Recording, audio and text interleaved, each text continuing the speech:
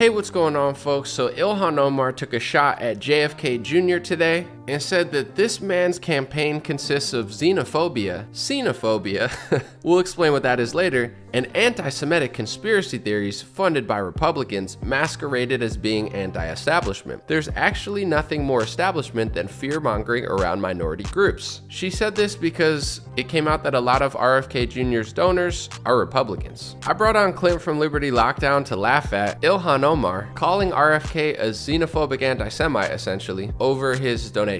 We'll talk about other stuff later in this episode and have fun. I hope you stay tuned. Dream Rare Podcast starts now.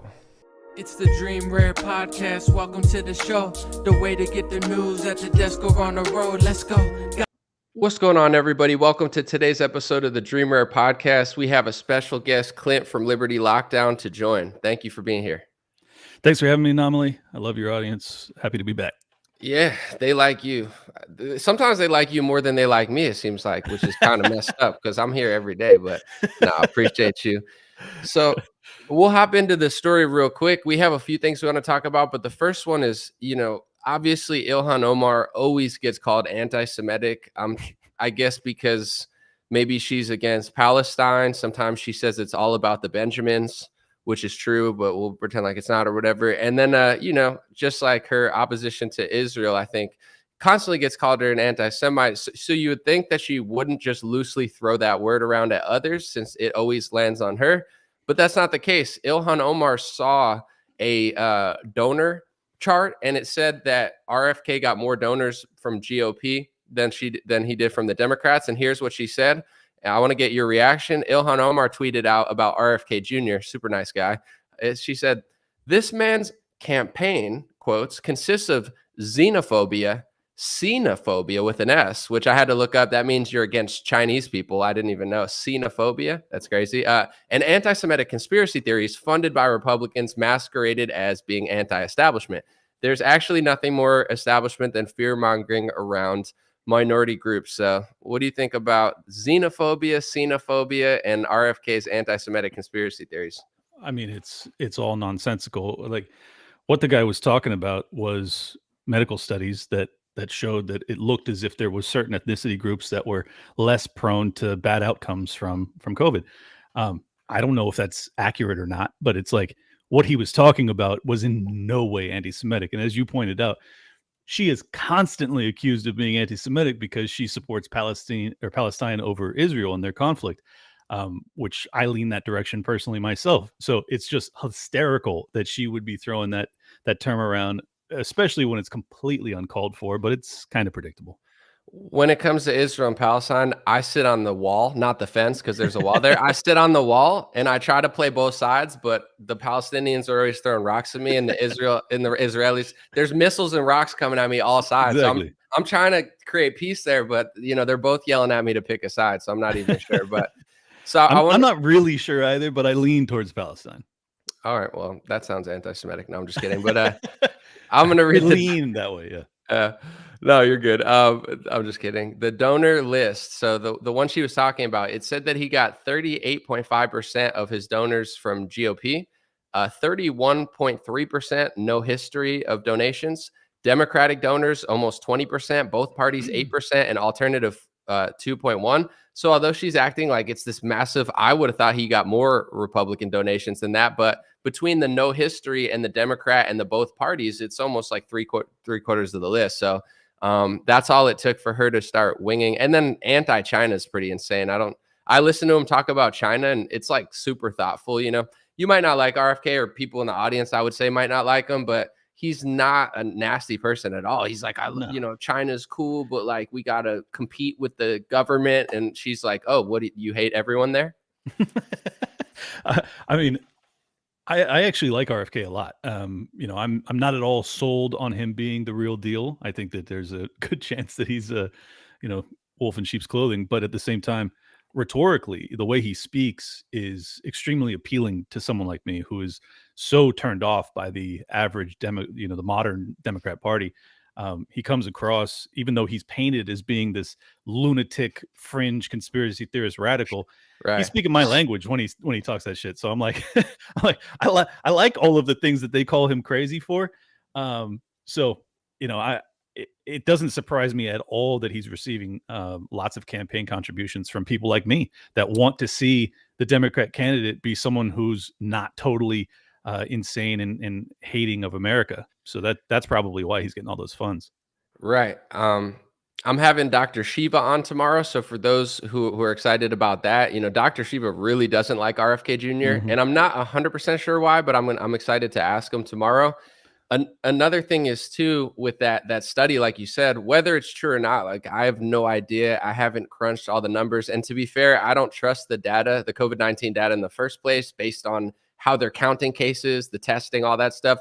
But RFK was referencing something that said that different groups were affected differently. It wasn't a hateful thing in any shape of the word, but obviously they're going to whip that terminology out anytime as a weapon to basically silence dissent against anything. And when you stack the terms like that, you just go xenophobic, which is a one I've never seen. It's a capital S, xenophobic, which means you hate these people, and then an anti-Semitic conspiracy theorist.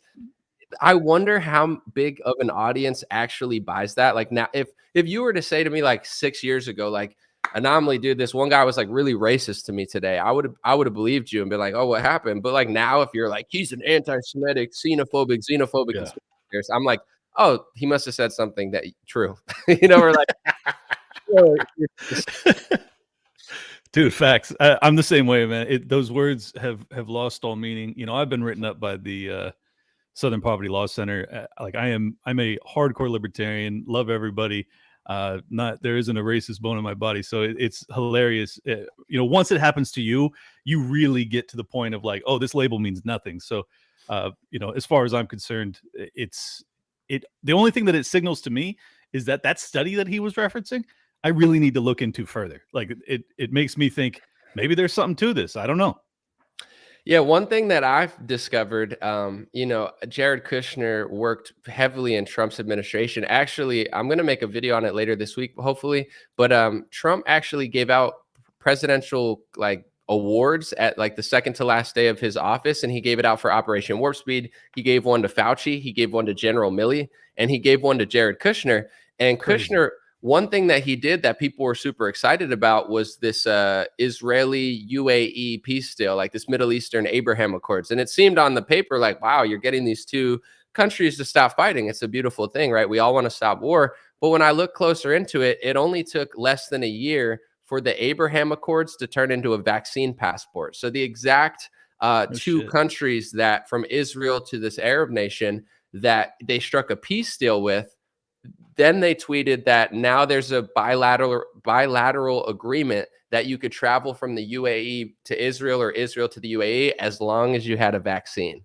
So that really makes you wonder, was it truly a peace deal or was it always a jump off vaccine passport? And obviously, I know my audience knows this. I'm not saying this with any hate in my heart, but pointing out stuff like that or studies or anything, they could use the word anti-Semitic just because it involves Israel. Right. I mean, that's what's so exhausting about it is that like I'm just trying to get to the truth here. Like it has nothing. There's no hate towards anybody. Like I just want to know who screwed me over in 2020. Like if you want to put a label on me for that, that just tells me that you don't want me digging, and I'm going to dig even harder when you do that. So it doesn't surprise me, and it also doesn't surprise me that the Abraham Accords might have led to some other chicanery. But I had no idea about that. And what's really wild is that you said, it's galling enough that Trump would have given an award to Fauci, but to give it to Mark Milley, who lied about everything. He also lied about, it allegedly had a backdoor to the head of the defense chief in China, was trying to like paint Trump as wanting to go to war with Iran, but Trump, according to Trump, it was actually the inverse, where Milley had presented plans for the U.S. to invade Iran, and then he turned around and blamed it on Trump. So it's just crazy. Like Trump's inability to identify the enemies in his own midst is like, it's uncanny. It's second to none. I have the list here. I'll just read it for people. So it's called the President Trump's Awards, the Presidential Commendations to Operation Warp Speed Team. It was on January 19th. And the crazy part about this, too, is this was after January 6th when he pardoned. His pardon list was total garbage. It's like the last thing he does on office is it says, today, President Donald J. Trump awarded presidential commendations to the below individuals in recognition of their exceptional efforts on Operation Warp Speed. General Mark Milley, who everybody knows is like one of the snake generals that Trump hired. Secretary Alex Azar, who is the head of HHS. He was a pharmacy executive before that. Jared Kushner. Dr. Monkeef Slaoui, who was the big pharma guy at the head of Operation Warp Speed. General Gustav Perna. Dr. Deborah Birx, a.k.a. Scarf Lady. Dr. Anthony Fauci, a.k.a. I don't know what I could call him. They'll say Monster. It's hate speech. Yeah, I was gonna say rat boy, but I was like, are they gonna say that's hate speech? I guess not, because I think he's Italian, so I don't think Italians care. You can call an Italian anything, and they'll just get mad. They won't. That's true. My grandfather is Italian, and he told me that when he was getting married to my grandma, that they didn't want him to marry because he was Italian. You know what I'm saying? Like the ultimate form of racism. Like, don't marry that. But he never once complained or cried. Like, I didn't even know what the word racism was. But yeah. Long story short.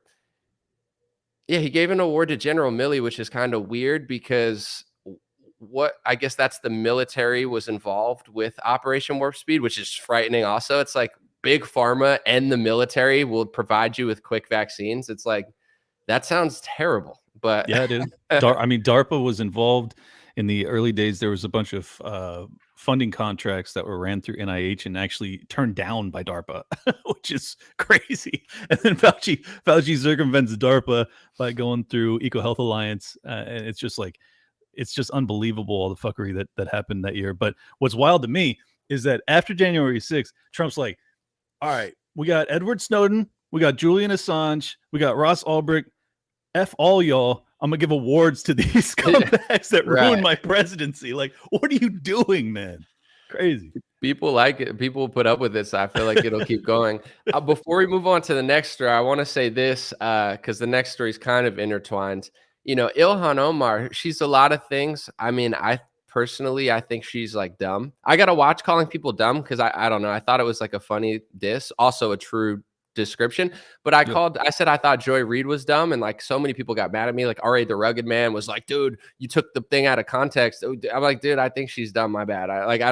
Do I have to pretend like she's a genius or something? Dude, but long story short, she's like in the dictionary. There's a picture of Joy Reid. What are they talking about? You're not allowed to say that? That's crazy. Well, they thought I took the video out of context because I didn't play the full video. And I'm like, bro, I'm not going to play a 4-minute video. Like, I'm going to get a copyright strike. But anyway, Ilhan Omar's a lot of things. I think she's dumb. I disagree with like 98% of her policy. But even when they called her anti-Semitic, when she said it was all about the Benjamins and they're paying Americans, it's like, that's actually true. Some of her other stuff she says, I don't think is true. But they called that anti-Semitic. And even though I think she's disgusting, intellectually, I'll say, physically, she's not, she's God bless her in some ways. But anyway, it's not about that. We got to be respectful. I always stand up for people, even if I despise them, if I believe it's the right thing to do, because I know if they use that term against her falsely, even though you could say she is one on a different topic, they'll use it against you. So I find it just funny that she's known as the most anti-Semitic person in Congress by the right wing and some of the left wing, to be honest. Yep. Yet she still uses that term against RFK Jr. You look at Republicans like Ted Cruz and these losers, and they're always calling everyone anti-Semitic to show what a good person they are. But then they get called anti-Semitic when they mention like Mike Bloomberg owns the news. And I always laugh when they get called it, because I'm like, don't you get how it works? You want to be careful with your words. If you're going to accuse somebody of hating an entire race or an entire country, you better be accurate, because if you're not, what comes around goes around. And I just think, of all people, Ilhan Omar is known as like the #1 anti-Semite. So the fact that she's willing to call RFK that over the fact that he's getting GOP donors, and he referenced a study that she's probably too dumb to understand, is just wild. But it doesn't surprise me. Politicians suck.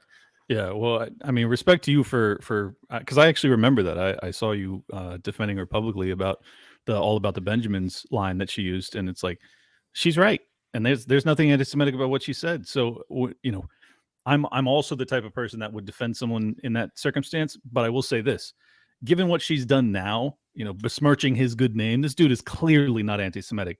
For her to do that to him, you're on your own now, Ilhan.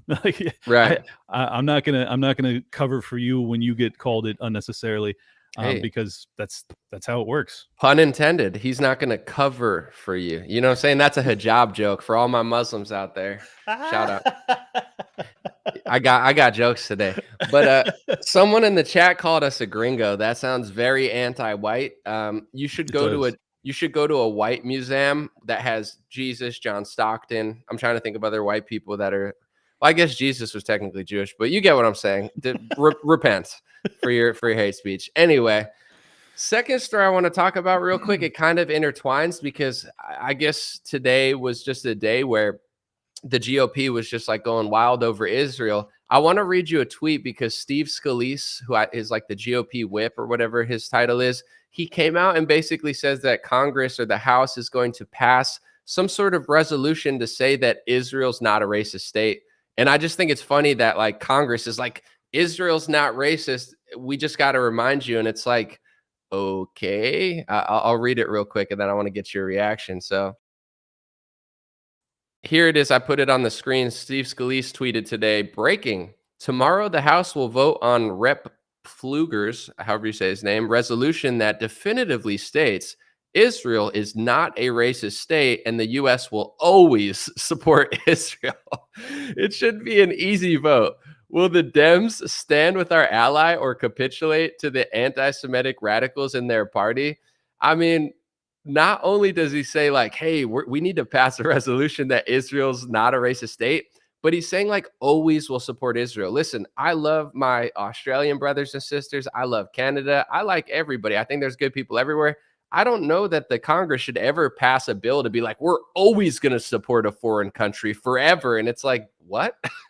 Dude, that's just a great microcosm of our current political climate. Like there is for real allegiance to two nations from the vast majority of people in politics broadly, but specifically the GOP, man. And I don't know if you saw it, but Byron Donald, who I like, he's a congressman from Florida. He just goes out of nowhere, for no reason at all, tweets in all caps, "I stand with Israel." Yesterday or this morning, I'm like, what the fuck are you doing? Do you? I mean, this dude serves in Florida.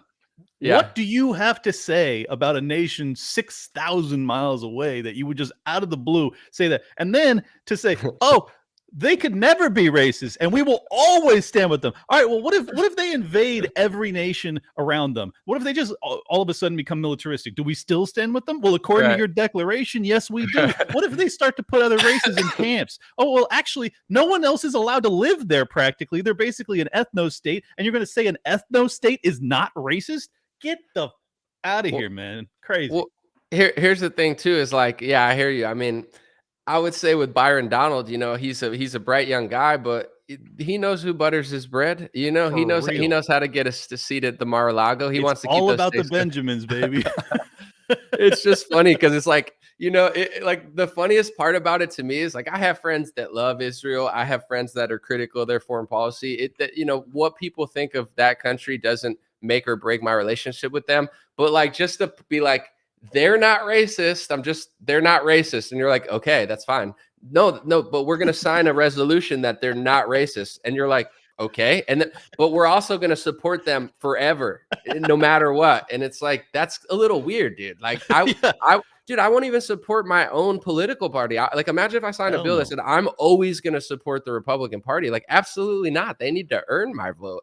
I'm not going to support anyone forever. Like, that becomes almost like a religion. It's like a god where it's like, you cannot do the opposite. So I think Byron Donald, like you don't make it to the top of the GOP if you don't do that. And the only one who's ever stayed constitutional with it is Thomas Massey. And you saw a couple weeks ago, like DC Drano was trying to like throw him out of the party. I forget what he did because he said no to the censure of Adam Schiff because he didn't like the fine in it. Total understandable like stance. Yeah, it's crazy. Well, because Massey knew it was unconstitutional. He's like, if we pass it this way, it'll get overturned. And he's like, I want to punish Schiff, but it has to be constitutional. I was like, okay, a totally reasonable stance, something that the GOP is not accustomed to. But yeah, man, look, it just rubs me so the wrong way. It's above a marital vow, because a marital vow, you could at least have a divorce. They're just saying, no, forevermore we shall support, not just support verbally, we will also declare their character just infallible, Right. and we will send them billions of dollars annually. It's like, who do you serve, man? Who do you serve? It's clearly not the American people. You better drop that MAGA. You better drop that America First, tag from your campaign speeches, because you ain't for real about it. That's for sure. I'm gonna find the video of I could upload it while we're talking, but there's a video of Nancy Pelosi saying that if America's capital crumbles to the ground, that we'll still be giving aid to Israel. She said that. Yeah, I'll get the video of it in a second. And it's one of those things, like with I don't want to get too off topic, but like say with like Trump with the vaccine, like if Trump just said like, hey, I did the vaccine thing, like I'm that guy, I did what I had to do, and like moved on, you wouldn't hear me talk about it ever. But he'll be like, it saved like 10 million lives. And I'm like, Right. I don't think so. And then he'll be like, it saved like 50 million lives. I'm like, I don't think. He'll be like, it saved 100 million lives. And it's like, bro, no one believes that, but no one wants to like stop slurping down Mar-a-Lago steaks and hanging out at TPUSA. So they have to pretend like they like that, where it's one of those things with like, if someone just said, hey, we need to support our allies in Israel, and you're like, I get it. Yeah, for sure. That's a normal stance. But then it's like, we have to support them forever, and they're not racist. And you're like, and then it's like, if our capital literally crumbled, we still need to give them money. It's like, whoa, that's kind of crazy. And then they freak out at you, and we'll say that you're like, it's hate speech to think that. Yeah, and in truth, what America First amounts to is Israel first, corporations second, Americans maybe third, probably their Right. own self-interest third, and then the Americans fourth. It's a terrible hierarchy. I found the video. I'm gonna upload it right now, and yeah, I mean, it's not even a hateful thing. It's like, I'm from Italy, and my family's from Poland. I'm not from Italy, but my family is. It's like, it is what it is. It's a different country, and if you live in America, you should you're allowed to like your country first, just like they're allowed to support them first. Here's the video real quick. I gotta play it. So this is Nancy Pelosi literally saying, listen in, if our capital crumbled to the ground, we would still be giving money to Israel. It's like, can you at least hide it a little bit? I have said to people when they ask me, if this capital crumbled to the ground, the one thing that would remain is our commitment to our aid. And I don't even call it aid, our cooperation with Israel, because that's fundamental to who we. That's a crazy clip. I can't believe I've never seen that. I've shared it on Twitter multiple times, but people, let's just call it the Byron Donald right now. They know how to keep their spot in the Republican Party, and the way to do it is not to share that clip. If you share that clip, donors are getting mad. You're going to end up in the papers, so you can't do that. But I just did it. So here's the clip of DeSantis. And this one's interesting because I'm going to be honest, I don't know the full extent of the law that he's talking about, and I'm going to read about it a little bit. So they passed anti-BDS laws in Florida. These are laws that they're passing all over the country. Trump signed an executive order on college campuses for it. And basically BDS, for those who don't know, it's boycott, divestment, and sanctions to Israel. So in America, they're basically making it illegal to boycott Israel. You could boycott LGBT, you could boycott Republicans, you could boycott the United States of America. You could literally boycott USA products, but you can't boycott them. So here's DeSantis explaining how he's going to go after a company called Morningstar because they are unfairly boycotting Israel. And I'm going to not be biased about it. I'm going to read exactly how they are, because to be honest, I don't even know what I think about it yet. So here's the video. One of the things that they're doing, though, is they're specifically targeting Israel. And so we made changes to our law to recognize that. And so today, I'm happy to make, and this law just took effect at the beginning of July, I'm happy to announce for everybody that Florida has formally instituted an investigation against Morningstar for violations of our anti-BDS law. We're not letting them target Israel and get away with it. We're using our tools to fight back. So DeSantis is using government power to go after a company boycotting Israel. And I'm just going to read about it real quick and then we'll get your response. So FDD, I forget the exact name, but I just found a website that was explaining how and what's going on. So here, I'm just going to go through it real quick. It says, last week, reported by Sustainalytics, the environmental social governance ESG ratings arm of Morningstar Incorporated imposed a negative controversy rating on 26 companies doing business in Israel-controlled territory. This blacklisting of companies that operates in parts of Jerusalem, the West Bank, Golan Heights may violate several U.S. state laws related to boycotts of Israel-based companies. Much like the blacklist of companies published by the United Nations Human Rights Council 2020, Morningstar's ratings use anti-Israel assumptions and sources to convince investors that Israel-connected companies are at risk of violating international human rights standards simply because of where they operate. Thus, the Morningstar blacklist includes telecommunications and financial service firms that provide the same services in the West Bank that they do elsewhere. To justify this approach, Morningstar Sustainalytics relies heavily on sources that promote the boycott, divestment, sanctions campaign against Israel. In response to such anti-Israel activism, more than 30 U.S. states have adopted laws and executive orders intended to deter companies from engaging in boycotting, divestment, and sanctioning activities targeting the Jewish state. Some states prohibit contracting with companies that boycott Israel, while others mandate divestment of state funds, including pension funds, investments from such companies. Several states enforce these laws after Unilever subsidiary Ben & Jerry's announced the boycott of Israel, which, by the way, is hilarious because they're Jewish themselves. So, I mean, I mean, maybe they're self-hating. They seem a little too left-wing for me, and they're pretty lame. You know, it's a really good ice cream, but they seem like losers, Ben and Jerry. No offense. Actually, offense. I do think you're losers. Yeah. But anyway, let me read the rest of it, and then I'll get your response. In that case, Ben and Jerry's refused to renew an Israeli license, punishing the Israeli company for selling ice creams in parts of Jerusalem and West Bank. It's like, yeah, they really need your Ben and Jerry's. But similarly, Morningstar punishes companies that operate in these same areas using its own unique economic leverage. Controversy ratings designed to influence investment decisions. According to JNS, Morningstar Sustainalytics blacklist includes every Israeli bank and cell phone company, in addition to defense contractor Elbit Systems, which also appears on their watch list for selling Israel counterterrorism technology. So, what do you think about DeSantis stepping in to basically investigate a company that's boycotting Israel? Well, I'm actually a little bit torn on this because I don't support ESG, and what you're describing is ESG. What Morningstar is doing is using a rating system that uses as part of its metrics that they just say the state of Israel and any businesses doing business in the state of Israel are bad because of where they're located. Right. I'm of the opinion that ESG is the bane of our existence. It's absolutely terrible. So I can't support it in that regard. At the same time, I don't really support a governor intervening in this way. So I'm kind of on the fence with it, but I think it's quite clear why he's doing it. I mean, DeSantis is plummeting in the polls.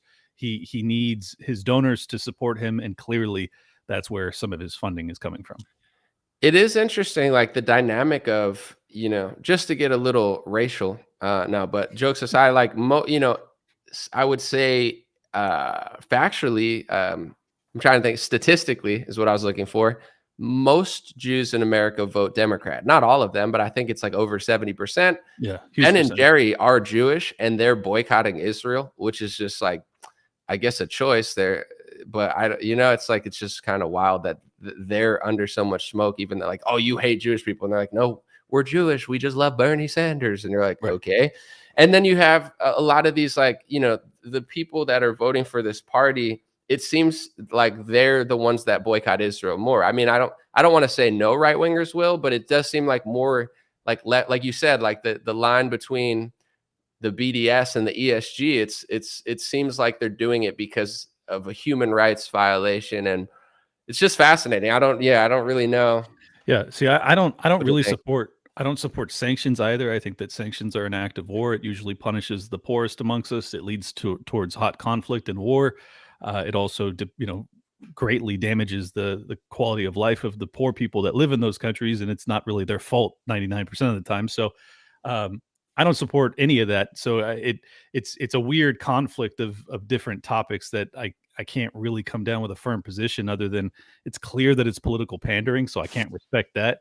But I also don't support ESG, and like you said, I think BDS is basically a variant of that. So I don't know. It's a tough one for me. What do you think as a libertarian? What do you think about like the free market? Do you think, say you think China, I'm just going to use them for an example. Like say you think Sure. they're so bad, like you actually think their human rights are so bad. Do you still think that people should do trade with every country just to be a true free libertarian market? Or do you think like people have the right to say no? Oh no, I think people absolutely have the right, and I would recommend private business owners to make whatever decision they feel morally comfortable with.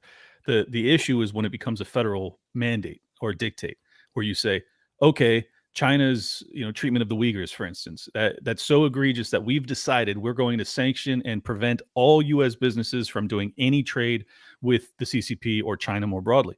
I think that that would be extraordinarily detrimental to the global economy. It would be extraordinarily detrimental to the American and the Chinese people. And ultimately, it only punishes the poorest amongst us, and it would probably lead towards a war and World War III. So, Right. no, thank you. But of course, a business has the right to opt not to get, like, I would encourage American businesses not to get their minerals from child labor mines. Like, I think that that's a good moral stance to take. I just don't want the federal government saying so. Right. And I think I agree that I wouldn't have the government step in and do it. Yeah, At the same time, if people want to do that, I don't think you should force their hand. Um, exactly. what do you think about tariffs? Because I saw, I like DC Drano as a person, but I think we disagree on a lot over the last couple months. But I saw him basically accusing Massey of being like a Chinese plant or something, even though Massey's the best person in Congress. I hated that. I'm not gonna lie. But I think he was like, look, he was against the tariffs. And isn't it true that most libertarians are against tariffs, not because they support Yeah. China, but because it's really just a tax on the American? Yeah. Well, I mean, tariffs are a tax both ways. It's also a tax on the Chinese, and it hurts them, but it also hurts us. So it's a purely principled stance that Massey's taking. Um, I think that if it was any nation in history, Massey would have the same opinion. He would vote no against tariffs. So for DC Drano to try and drag him for that is just absurd. Yeah. Hopefully Massey comes on the show. He finally hit me back. He's been like responding Heck to yeah, my dude. tweets a lot. I want him on like more than anybody. He's one of the like 5 people I actually like in Congress. With that being said, we might as well go Yeah. here while we're here. And I don't know enough to push back. And I'm not sitting on the fence like I was joking, sitting on the wall, getting hit by rocks by Palestinians. That was a joke, a funny one, by the way. But I don't know that much because I've never been there. I've never been to Israel. I've never been to Palestine. I've seen things online. I obviously know the history of it. I know that Palestine wants certain things, Israel wants certain things. It's one of these conflicts that I feel like, personally, it's like Yemen versus like Saudi Arabia. I have a gist of what's going on, but there's so many conflicts in the world. I don't feel that inspired to like take a massive stance on it.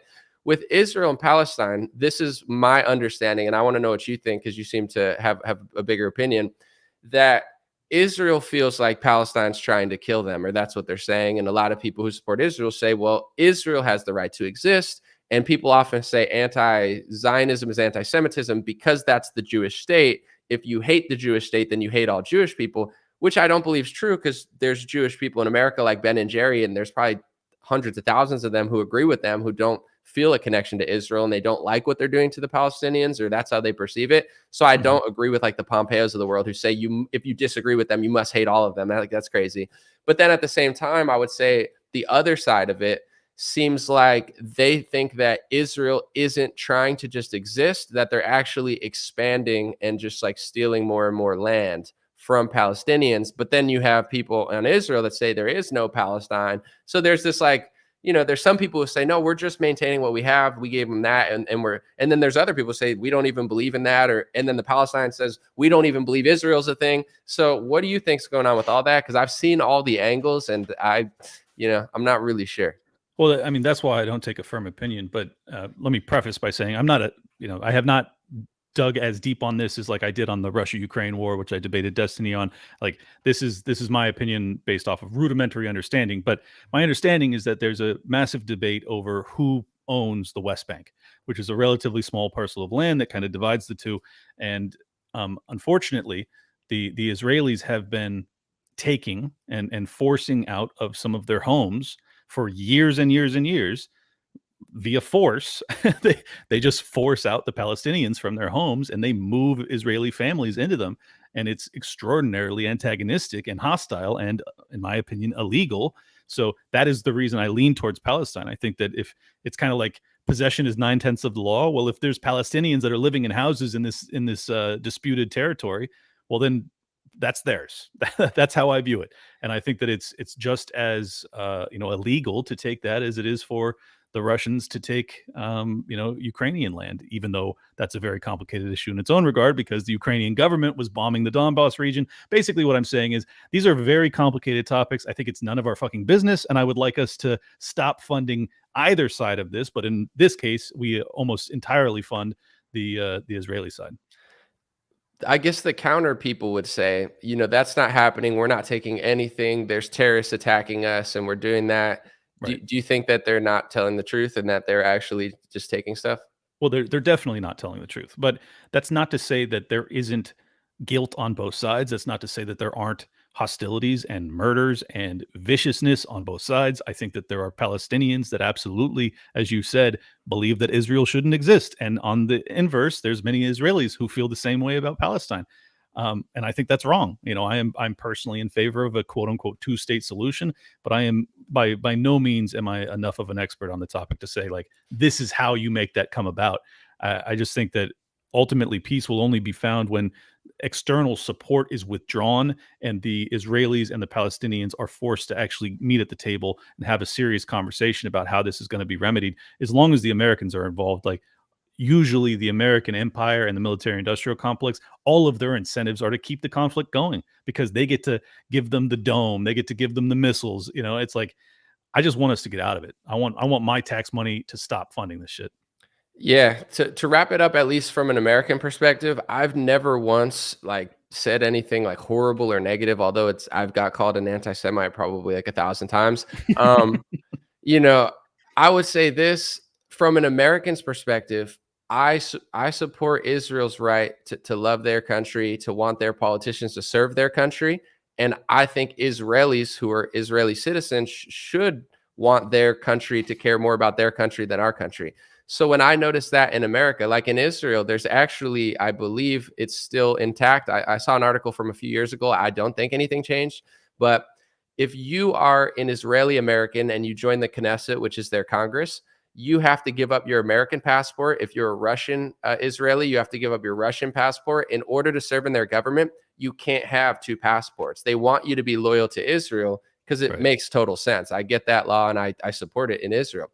In America, you have dozens, if not more, of lawmakers, politicians, people in high-level positions that have dual passports. And if you ever talk about it, you get called an anti-Semite. So there's a double standard where in Israel, you're not allowed to even serve.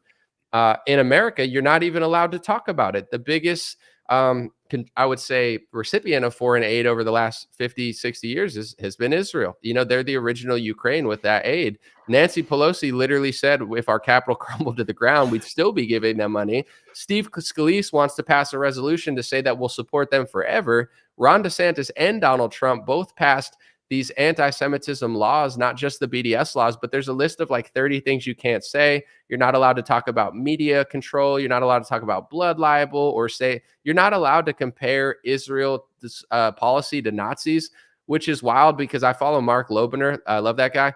He's Jewish and he calls them Nazis all the time, in the same way Ben and Jerry from a left-wing perspective doesn't want to do business with them.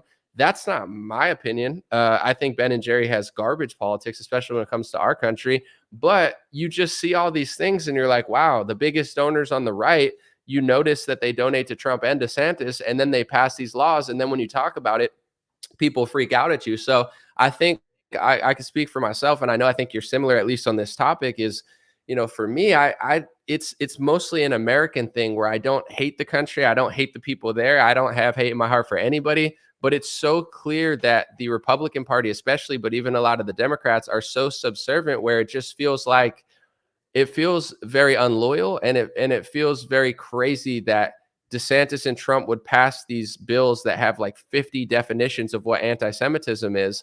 And people like Ilhan Omar, who call RFK Jr. anti-Semitic, like this is the loose definition. There's all these things you can't say, and it has nothing to do with hating a group of people. And you read these laws, like my friends who are Jewish will never get a single thing from these laws.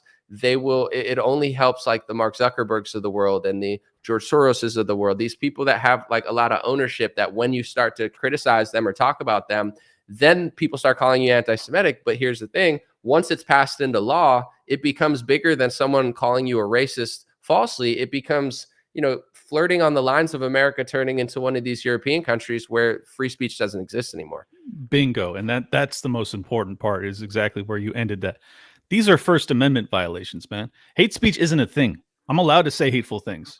I hate a lot of people. It doesn't have anything to do with their race or their religion, but I hate a hell of a lot of people. So, and I'm allowed to say that.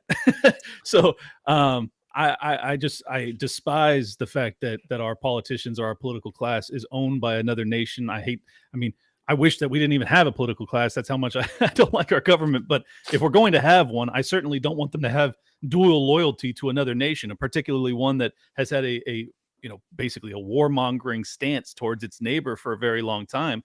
On top of the fact that we're, an empire, and we've had our own warmongering ways for the past a lot longer than that, a very long time. So I oppose it on all levels, and I think that it's ultimately bankrupting our country. And I think that if you want to really put this in the most important perspective, this is what feeds into the Nicolas Fuentes arguments. When you have laws like this that make people feel as if there's a certain group that you're not allowed to talk about, it feeds into all of the conspiracy theories about the Jewish people. So, like, if you care about the Jewish people, you should not want these laws. You should be getting them the same treatment that everyone else receives. If you give special treatment towards any group, it starts to foment anger and anxiety and concern and conspiracy mongering and all sorts of craziness. And eventually really bad things come from that. So I oppose it for a litany of reasons, but yes, First Amendment would probably be the primary one.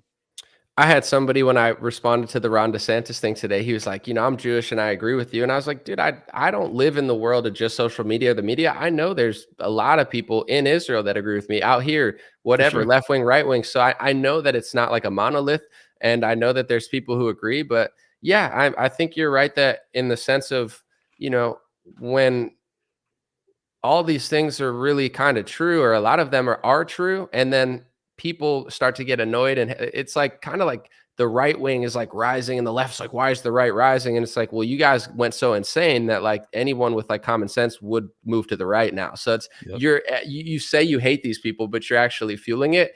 And I think a lot of people are noticing things and then getting turned down. And with Nick, I've never spoken to him or done an interview, but he's told his story multiple times where he said, I was like just a normal Republican, and I asked a question about it and everyone freaked out at me, and that led him to where he is. So I do think that a lot of things are reactionary, and I don't really follow. I know there's like always drama with, like, I don't know. I saw like Ethan Ralph and him are fighting, and I'm kind of like tapped. It's one of those things where I just don't really know what's going on per se. But I think there's a lot of truth to why people end up in certain ways. And and I mean, just to give Nick a little bit of a defense, his life has been completely ruined. He's been unbanked. He's been put on a no-fly list just because of his ideas. And I don't agree with most of his ideas, just to make it clear, but I think it's totally wrong when you start to unbank and unperson human beings. It's going to make them more radical. And that's what you're creating with these types of laws. And it's just so obviously true what I'm saying. But even though it's true, I'm sure there's going to be a lot of people that feel that I'm saying it because I hate some particular group.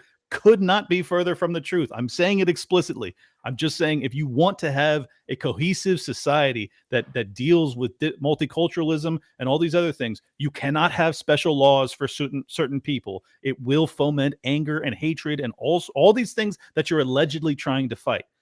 I have to make that very clear. I think there's some groups that want that, because like whenever people like call me names and stuff, it's almost like they want me to get mad so they could point and say I'm mad. So I feel like the solution is not buying into it and being like, nah, I love y'all. And then it kind of like goes away. But yeah, I mean, there's conversations that the GOP does not want to have. I've mentioned this a few times, but when Nick had a Twitter, he retweeted something I said, and you have to understand, on Twitter, I get like millions of retweets, like over years. Like, it's a highly engaged thing. And someone had told me that I was basically blacklisted because this guy just retweeted me on Twitter. Wow. And it's like, it's like, that's crazy because we don't even know each other. So Dude, like that's that's all it ridiculous. takes. And then they were talking about these laws that we're talking about, and Charlie Kirk and all of these people were like, oh my gosh, you're so hateful. And the truth is that the GOP is being phony about those topics, and a lot of people know about it. Like, I would say the thing I disagree with is maybe just like attitude, et cetera, and how you like deal with it and carry yourself. But to each their own, and everybody has their own method. I look at a lot of people and I don't really agree. That's why I do my own thing. Right. But yeah, I mean, that's what got me pretty much blacklisted from the GOP was I That's said, nuts. why is Trump passing these laws that I'm reading that seem to me like they kind of contradict with the First Amendment?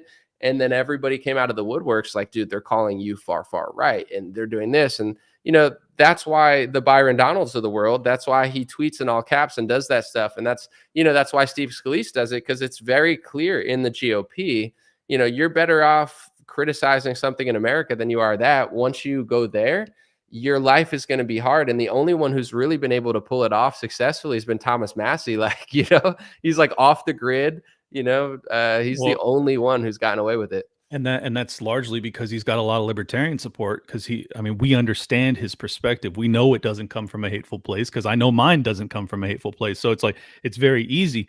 But your point's well taken. If you want to function in the duopoly at all, you can't have these conversations. Honestly, if you want to have a job, just a job in America, good luck having these conversations. Good luck having like just a fair-minded approach to any of these discussions. The only reason you and I are able to do it is because we're independent, because that's how we do our business. But it's crazy, man. It's crazy. Yeah, no, you're right. To do a segue, but kind of tie it in, once I realized, and I've told this story a few times, so I don't want to bore my audience who's heard it a lot, but I started having conversations when they were trying to blacklist me in 2019, and I had influencer friends who just were like, you're right, but I don't want to talk about it. You're right. And that's when I realized that the party was phony. I was like, they don't even care about the First Amendment. Like, this is crazy. Right. And now all this stuff is going on with DeSantis and Trump, and there's all this division, et cetera, and people are fighting. And a lot of people are trying to say, well, it's because DeSantis ran against Trump. And even some people will say, well, it's because Trump's rhetoric is so rough that, his supporters are following. And I think there's truth to both of them. But to me, I think that the Republican Party and the GOP influencer class, I don't think they ever were who people thought they were. So now it's like time heals all. Like, if I say something in 2020 and no one wants to hear it, and then 3 years later you look back and it was right, after 3 years. But so many people said, I didn't believe you then, but I believe you now. So time tells all. And I feel like obviously the left has gone insane. I think the right is the lesser of two evils. But once you realize who they're serving, what they're doing, and it's, people think you're black pilled, like, oh, you're just so pessimistic. No, it's just what's going on. So I think that the lockdown really exposed it. I think now is really exposing it. And I truly believe that the GOP and the new Trump movement of these influencers, like, we're fighting the rhinos, I think they're the new establishment. I mean, DC Drano, who I would consider a friend, I like him as a person, he tried to kick Thomas Massey out of the party, and Thomas Massey's the best person in the party. So it's like, how is this what we want? Like, what's going on here? What do you think about what's going on with all that?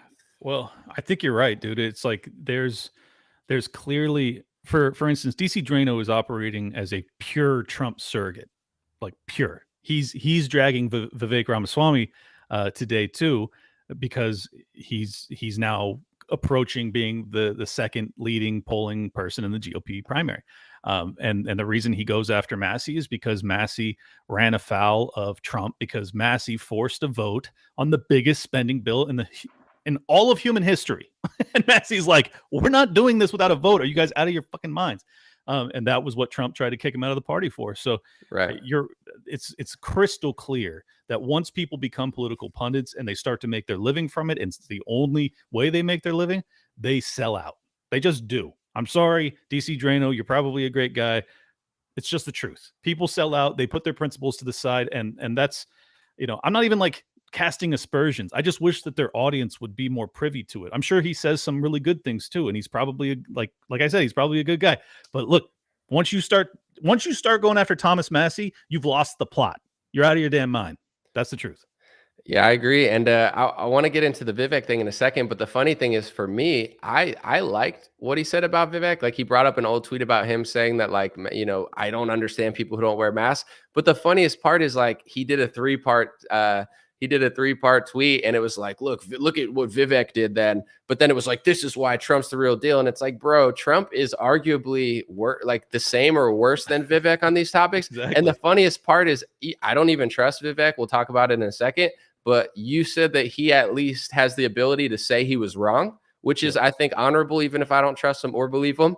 And Trump still has never done that. So it's like DC, I love the guy as a person, but he's just a fake guy now. He's a Trump surrogate. So it's like, if Vivek does something that he considers like, a COVID error, he's like, we can't trust this guy because he made a COVID error. But like, Trump made 50 errors worse than that. But that's why he should be your president. It's like, bro, you're lying. I know you're lying. You know that I know that you're lying. Everyone, like, I get it. You like Trump. You hang out with Trump. You fly in his jet or whatever. You do the Mar-a-Lago steak thing. Like, that's how you make your economy. If you ever criticized him or give a journalistic interview, it would probably be bad for business. But it's like, at least you could not crap on Thomas Massey. I mean, that was kind of crazy. Yeah, dude, and it's just like the double standards are really getting to me, where it's like, another one, I'm going to get off topic, but Alex Jones, I've never disliked. I've always liked him, despite what the media wanted. He's a little wild, but so are some people. But he told people for years that the vaccine was a bioweapon, and it was one of the worst things ever, like a straight up bioweapon. And it's so bad. And then now he's like coming around and being like, but he's the best option. So with even Alex Jones, who, I'm like, are you lying to your audience about what you think of the vaccine? Like, do you not think it's that bad? Or are you lying about Trump? Because there's no way you can believe everything you said over the last 2 years, but then say he's the thing. It's not that I feel like people need to agree with me, but I'm so tired of double standards like the left does. And now you're seeing that from Drano, Alex Jones. And it feels like that's become the new status quo, is let's destroy Thomas Massey's life for doing one thing that we don't agree with or understand. But if Trump does 50 things worse, then that's just a secret plan, or he's okay. And it's really like gross to watch. What I hate about it is that it's the same tactics that the media uses. They besmirch people based off of false premises, and they usually attack based off of something that they've done. It's the exact same thing that they did to Trump, which is the most dirty thing about this. Right. They accused Trump of, profiting off of his relationship to Ukraine. That was like the whole thing. The phone call. Yeah, it was a perfect phone call. It was perfect. Listen, it was beautiful. The inventor of the phone, Alexander Graham Bell, resurrected from the grave, and he heard the phone call, and he said, listen, I invented the phone, and I've heard phone calls in my life. Trust me, some really big phone calls, but this is the best, most perfect phone call I've ever heard. Exactly right. But what do? They use the inverse of that. They know Biden's dirty, so they hit Trump with the bullshit in Ukraine, in China, everywhere else. And then when it comes out that, actually it was the DNC that was doing that the whole time, well, then the case doesn't hold much water, because everyone's going, well, we just did that with Trump and it was nonsense, so it's probably nonsense over here too. This is media ops. This is DNC ops. You can't like tell me that DC Drano is doing this because he believes it in his heart. I refuse to believe it. So when I see stuff like that, I just lose a lot of respect for people. I mean, Thomas Massey is the realest one. To come after him is nuts. I want to say this too. Like, thank you. One huge crazy double standard I've been seeing from that camp too is like with DeSantis. Like, listen, if you say Trump's better on foreign policy, I like Trump, or this is why I like Trump and it makes sense, I'll be like, I get it. That's fair. You get to vote for who you want. But people will be like, DeSantis should have never run. He's unloyal. How dare him run against Trump? How dare him challenge Trump? It's Trump's turn. He should have never challenged Trump. Oh, look, Vivek's challenging Trump. Oh, we love Vivek here at MAGA World. Wow, Vivek's surging in the polls. That's so great. We love that Vivek's surging in the polls. It's like, why do you want Ron DeSantis to stay put when he actually, in many ways, helped during the lockdown against Gavin Newsom and New York more than Trump did? But Vivek, the farmer bro, who all of a sudden is now the biggest conservative anyone's ever seen, but he was nowhere to be found during the pandemic. Now he should run, but they don't even believe the premise that no one should challenge Trump, because they're like infatuated with the fact that Vivek is now challenging Trump. Like, I don't understand those standards at all, bro. I gotta admit, it's confusing as hell. I was at Turning Point this weekend. I went on Sunday, so I missed Vivek on Saturday night. But I'm sitting there, and there's like Asa Hutchinson, governor of Arkansas, the dude for the mayor of Miami, like all these dudes that are running for president, right? And every time they step on stage to speak, they get booed mercilessly. And I'm not talking when they just open. I'm talking about throughout their entire speech. The entire MAGA crowd is booing mercilessly. Then I get home and I throw on Vivek's appearance, and it's chanting USA, and like they love him. It's the most fascinating thing I've ever seen, because as you said, this would be the same disloyalty. It's Trump. This is Trump's presidency. This is his candidacy. It makes no sense. But I had Vivek on my show today, Liberty Lockdown. If anybody wants to check it out, look, rhetorically, the guy is a wizard. He says everything I want to hear. He even said, like, throughout my entire 20s, I referred to myself as a libertarian. You know, that's music to my ears. He says that Ron Paul threw the pass and I'm here to catch it. And I'm like, dude, you are speaking my language right now. But I can't tell if he's for real at all. Because as you said, he was wrong about the mask. He was wrong about the vaccine. He got a bunch of shit wrong when he wasn't in the political eye. And I'm like, right. I just don't know. I just don't know, man. Yeah. I'll try to interview him at some point, but I do feel like he's a chameleon, where he reminds me of like a car salesman who just says everything you want to hear. Like, maybe he really was a libertarian, but you're on a libertarian show and you're like, if Ron Paul threw a pass, I'd catch it. And then when he's in front of Trump's audience, he says, well, I'm Trump 2.0. And it's like, dude, are you, bro? I heard in fairness, on my show, he did say he's a hybrid of Trump's "Make America Great Again" and Ron Paul's, "End the Fed." I was like, that's a hell of a pitch, but I just don't know. I don't know. I saw someone posted, because I was like, this was my big question to everybody. I was like, everyone's allowed to change. I have, to be honest, if you're in your 20s and you're left wing and you go right wing, like, that makes sense to me. But if you're like in your 40s and you were quiet until like 2021, 2022, 2023, like, that's a little weird. But this is my question for the whole Vivek. During the pandemic, right? 2020, 2021, we're having lockdowns, like all this mandates, etc. Where was he? Where were his big courageous stances? If he took a courageous stance, especially as a pharmacy CEO, we would have heard about it, because there weren't many people doing it. So this is my thing with him, is I'm sure he's a nice guy, but if you weren't there when America needed you the most, and now you're just coming in to basically like take over something that you didn't really earn, and everybody's going to fall for it, I don't trust it personally, because, people like Ian Smith, people like Tony Roman of Basilicos, people, honestly, even though DeSantis messed up, I think that he did earn a lot of my respect by opening up very, very quickly. And I think that he helped more than Trump by showing that the economy could stay open. And there's reports now saying between New York and California, they lost like $1 trillion, because as they're trying to virtue signal and do all this stuff and treat people like animals, DeSantis was open for 1.5 years, just sucking up their economy, millions of people moving there. So I respect what he did. And it's like, where was Vivek? Vivek, to me, he's like a knockoff Dr. Shiva. It's just like, oh, here, let's get this guy to come in, the pharma bro. So now at a TPUSA thing, how could I not be skeptical of the top 2 votes at the TPUSA Trump cult rally is the father of the vaccine, who says, in many ways, I'm the father of the vaccine because I'm the one who pushed it, and a pharma bro who wasn't anywhere to be found during the pandemic, and now all of a sudden is a Ron Paul and a Donald Trump. And I want to say this, I found an interview of him with Tucker and someone else in 2020, and he said, this is a liberal democracy. And I'm like, what type of Republican Ron Paul conservative calls America a liberal democracy? I mean, I feel like Vivek, every time I've ever seen him speak, I've never once for 1 second trusted him. He sounds to me like he's a car salesman. Well, I'll say this. I don't disagree with most of what you said, other than I would say he's an elite car salesman. He's one of the best salesmen I've ever, like, if you end up having him on your show, which I hope happens, he's incredibly gifted. Like the way he takes my question, he turns it around. He doesn't dodge it, but he turns it around and he answers it in a way that even if I disagree with aspects of it, I come away feeling like I was heard, like there's some sort of compromise, like I won. Like I won, even if he said something I don't want to hear, I still come away feeling as if I won. That's a very gifted salesman. So, what if what he's telling me is true, it doesn't align with his behavior in 2020, 21. It doesn't. So he has to address that. He did. I was on Twitter Spaces with Josie, the redheaded libertarian, tonight. He said, I got it wrong.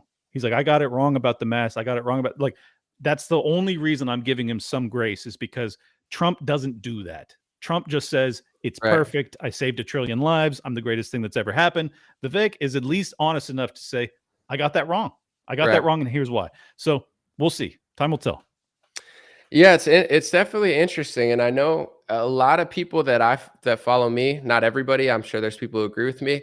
A lot of people to me say we don't care about that. We don't care about the vaccines. We don't care about the COVID stuff. Like that's why DeSantis is losing because he's harping on that, and a lot of people don't care. I think of a few things. Like as soon as a baby, this might be too far for people, but too bad. As soon as a baby boy is born, they chop off a part of his genitalia, and then over the next couple course of weeks, they're injecting like a bunch of vaccines, right? And American parents have not really thought of that. As a Christian, there is a part of the Bible, I'm not going to quote it directly, but it says circumcision is of the heart. You do not need to sacrifice flesh. So it's pretty clear in the Bible. I don't have the quote with me right now, but I've read it, and it's clear that it doesn't say that you have to chop off part of your kid's penis. Most of the world doesn't do that because it's actually kind of insane. And I'm not trying to get into personal stories, but I'm not, if you've had it or had it, I don't care. But it's something Americans haven't even thought of. They haven't Right. thought of it because they're just told to do it. And the Bible explicitly states that circumcision is of the heart, and you do not need to sacrifice your kid's flesh. With that being said, and then they shoot all this stuff up. Kids are dying of fentanyl. You know what I'm saying? The lockdowns and all this stuff, it was heavily intertwined with Big Pharma. Big Pharma's taken over our television. If you come from other countries, they're like, this is insane. There's only 2 countries in the world where you're allowed to sell the way they do with things that only your doctor can give you. In most countries, you can only do over-the-counter pharma ads. You can't do all this stuff. Our country is disgusting. It went straight authoritarian for a while. It went socialist. Trump is a big pharma socialist, but Turning Point, these frauds, they say socialism sucks, but then when their party goes full socialist, they don't have a problem with it. So I say that Kirk and Turning Point should change their organization from socialism sucks and get a more honest slogan, which is socialism sucks when Democrats do it. But when Republicans that we like and carry water for do socialism, then all of a sudden we don't care about it and we make excuses, because that's really what they are at this point. But long story short, it's like if you don't care about Big Pharma and you're mutilating children at birth and you don't even realize all the stuff you're doing, this country is going to be cursed. It doesn't matter if you drink beer and watch Donald Trump at a rally, or if you vote for, who Vivek. It's like this country's not. You can't ignore this topic. This topic destroyed the economy. This topic turned Trump from an America First patriot into a big pharma socialist. When he knows about this stuff, he just lied to you. Oh, he doesn't know. He knows. The evidence is all there. You're the fool. He didn't get fooled. You got fooled. But long story short, it's like I find it insane that people are like, I don't even care about that. Of course you don't. That's why the Republican Party is like a doormat. They're like a doofus doormat, where now their top 2 candidates are the father of the vaccine, who says, I was the one that pushed it, brags about rushing the FDA to get it out quickly. Maybe that's why it sucks so bad, because Donald Trump rushed it so fast. And then you got this pharma bro who is nowhere to be found during lockdowns, sucking up all the attention, saying, I'm the next guy in line, and people are buying it. He's basically just replacing DeSantis, who actually in many ways walked the walk that Vivek never did at his pharmacy company. So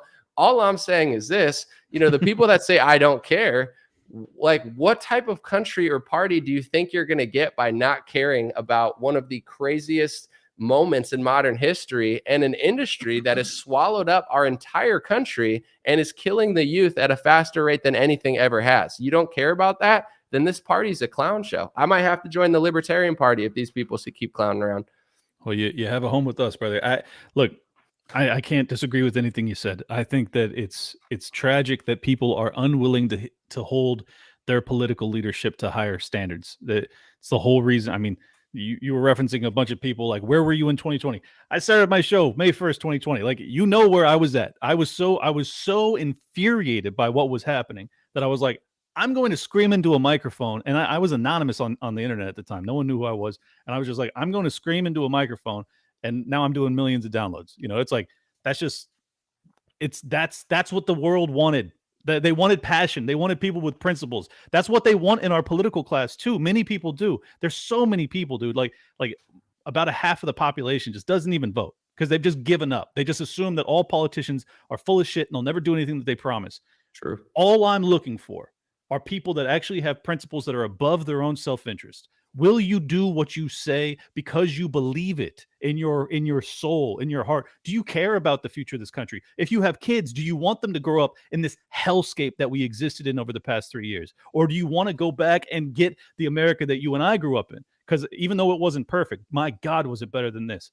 And my answer to that is yes. That's what I want. And I'm just looking for political leadership that feels it in their bones. And when they say it rhetorically, they mean it too. And God damn it, if I could just find a few of them, man, it's so tough. Massey's one of them. This is why I ride for the guy. This is why I'll defend him to the end of the earth, because he's one of the few people that clearly will sacrifice himself. He almost gave up his political career just to get a vote on a $5 trillion bill. And he had the president of the United States come out and rip him to shreds. That's principle. So if you don't want to respect that, you don't want to fix this country, you don't care about the future for your kids, I'll get off my pedestal. No, dude, stay on it. And this is the thing I hear from so many people where they say, well, you know, he got tricked, he got fooled, he made a mistake. And it's like, listen, everybody makes mistakes. It's all good. But the thing is, if you give me the option between Aaron Rodgers or Tom Brady and like John Jenkins, who's that? Exactly. I just made him up. You know what I'm saying? You go with the best person. So it's like, for this country, I understand that like some people got fooled, some people got tricked, some people were nowhere to be found, like Pharma Bro Vivek or whatever, you know, but it's like, I'm not mad at the person, but he's not fit to lead the Republican Party, who just caved to 15 days to slow the spread in 30 days. If Donald Trump can't admit he's wrong, he's not fit to lead. So if your two people are the father of the vaccines who doesn't see a single thing wrong with anything he did, and a farmer bro who didn't have the conviction as a man, who didn't have the passion as a man, who didn't have the Americanism as a man to make a hard stance against this stuff, then how the hell are these your leaders that you're choosing? The Republican Party is pathetic and weak, and they're doormats, and they're so like culty around this stuff. And it's so embarrassing. It's like, I don't believe this country deserves anything. Oh, we deserve this. You deserve to get scammed over and over and over, because your two favorite politicians are car salesmen who proved to not be there when you needed them the most. So it's not to say that they don't have a single role, but as a man, I'm not going to be led by another man or vote for another man who's dumber than I am. They have a staff, they have billions of dollars, they have 100 people. If I figured it out with a laptop and they couldn't figure it out 3 years later, they're not fit to lead this country. There's people there that actually did better, but Republicans don't care. In my opinion, Republicans are just as brainwashed as liberals, just in a different way. I think the brainwashing is that deep. The conditioning is as deep. They just have slightly better instinct and a little more common sense. But when it comes to their political leaders, not saying these people need to be banished to, you know, like a different dimension. It's just like, pick a better leader, demand more out of them. If not, then you don't deserve anything. It's insane. Well, I mean, the average GOP voter, I tend to get along with great, because at their core, I think they share most of my values. They believe in free speech and gun rights. They don't want all these endless wars. You know, like, they're my people broadly. But when it comes down to voting, the leadership that they always put into positions of power, but be it George Bush and the neoconservative disaster that ruined our country, or it be Donald Trump, which allowed us to be locked down, which ruined our country. I just don't know what it is, man. I don't know why they, like, I understand the fear of Biden. Biden is a disaster. I get it. But like, in the primaries, you got to put up people that are for real. You got to put up people that are like true blue, true north, conservative, libertarian, whatever you're looking for. But it can't be a guy who let your country get ruined time and time again. It just can't be that. Well, yeah, and here's the thing too. It's like, why do Democrats vote for Democrats? Like, what, you know, sometimes they really like them, but most people vote for Democrats because they're not Republicans. They want to abort. They want to abort their not kids that were going to be kids, and there's something they want, but a lot of times it's fear of the other side. And the Republicans and the Democrats, they play off each other. For instance, I'm not saying you can't talk about the election. I'm not going to censor you. I'm not saying it's not a big deal.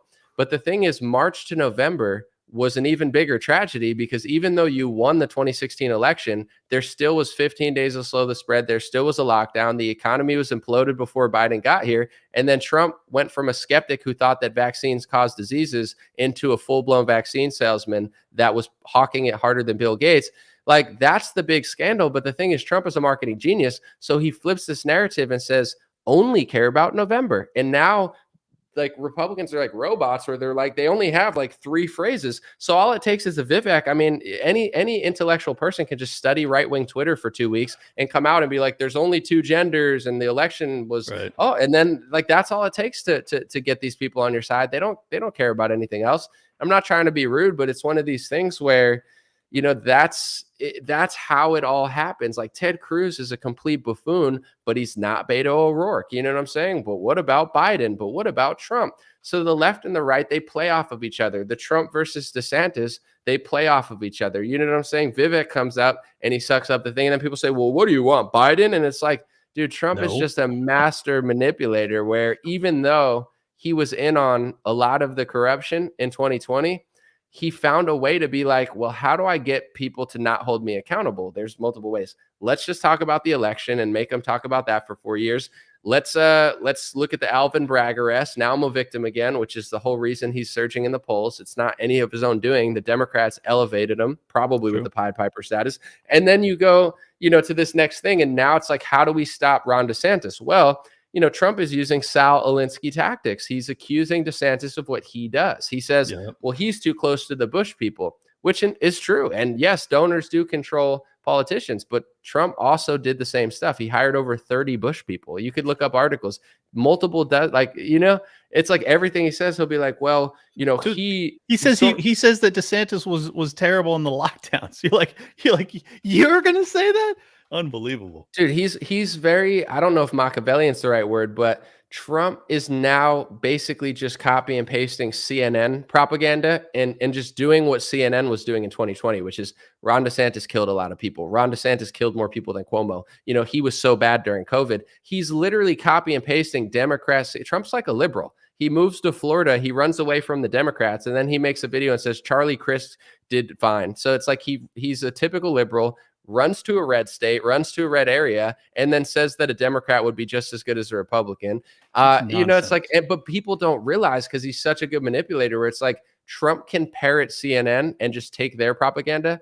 And then if I have, by the way, people don't know this, but some people do. I actually got fact checked by the fact checker. They made an entire fact check article to shut my page down, demonetize me. And it was specifically about me because I had a huge Facebook page. It was called Lead Stories, one of the Facebook loser fact checkers. I was reporting that they were lying about the data in Florida, and I proved it. And even in the fact checker article, they admitted that I was right, but they're like, it's right, but it's wrong. But he's not wrong, but it's wrong. So they made a fact checker for me. So basically, I've been covering this for years, crunching the data of Florida versus New York, Florida versus California, and saying objectively they're lying about how deadly Florida is. So now that Trump takes the CNN Democrat stance, I say the same thing I've been saying for years that people are applauding me for doing. And now the same people that were applauding me 2 years ago for the same data are now saying, aren't you going to talk about all the people that died in Florida? What? Like, they don't even realize that he has that power over people. And another one is the Soros thing. And I know that you said that Vivek just got a scholarship, which might be true, but it's like the biggest connections of Soros are Vivek and Trump. And I'm not saying that like Vivek even knows him, but he's on the website for Paul and Daisy Soros Fellowship. Apparently he says he got a scholarship and he was interacting with them in 2020 instead of actually fighting the lockdowns. And then Trump took a massive loan from George Soros back in the day for a Chicago building. So you get what I'm saying? It's like everyone's saying Soros, Soros, Soros. The two biggest connections are that.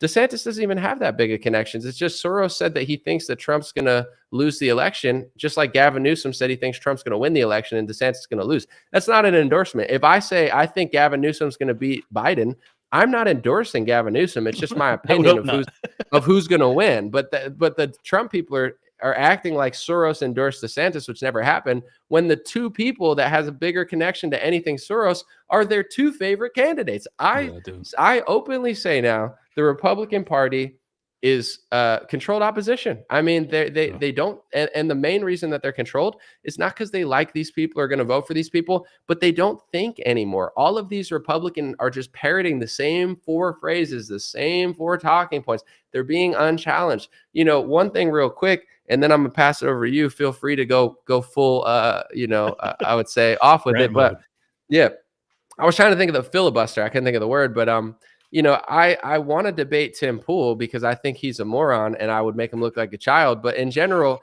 his booking lady reached out to me and said, "Hey, we'd love to have you on the podcast." And, we had a miss before that person got there. We had a miss thing where I got stranded at the place. I took a new hotel. They told me, "Hey, if you get a new hotel, we're so sorry we messed it up and we weren't thinking about the times or whatever. We can't have you on the next day, but if you get a hotel, we'll pay for it." And then they weaseled their way out of paying for it. Really low level stuff, treated me terribly. Long story short, it's like if they pay me back and actually cover the money, it's not that I need the money, it's just out of principle. If they show me that they're actually a legitimate business and not scumbags like I think they are now, not the new chick, but other ones. I like Cassandra Fairbanks a lot too. But anyway, long story short, I would love to debate Tim Pool. There's nothing more I want in this world to debate these people because I feel like they're brainwashing Republicans with this like low tier analysis. So hopefully they cover all that stuff because I don't want to go there. But I hope so too, man. Yeah, but I do want to debate Tim because I feel like his analysis, like basically, and I know you're friends, so you don't have to agree with me. It's all good. But like, I'm like a filet mignon steak and he's like leftover McDonald's that's been sitting there for 5 weeks. Like it's just not even comparable. I'm going to laugh, but I'm not going to agree. You're good. Yeah, I'm not trying to get you in trouble. I've been on IRL a bunch of times, and almost every time I'm on, I end up in a knockdown, drag out fight with Tim about Trump and his record in 2020. And so I would love to see you do it. I mean, I've done it with him myself, and I think that he's wrong. I think that Trump owns a lot of the failures of 2020. Let me speak to your audience for a second. Those in the audience right now that are hardcore MAGA that love Trump to the end of the earth, they always say Trump didn't put a federal mandate, so he's not responsible for the governor's decisions. Okay, but he is responsible for letting Fauci stand right next to him every single day for the entire summer of 2020 when he was giving the worst misinformation of anyone in the world at the time. So you can't get away from that. And then he didn't fire him on top of it.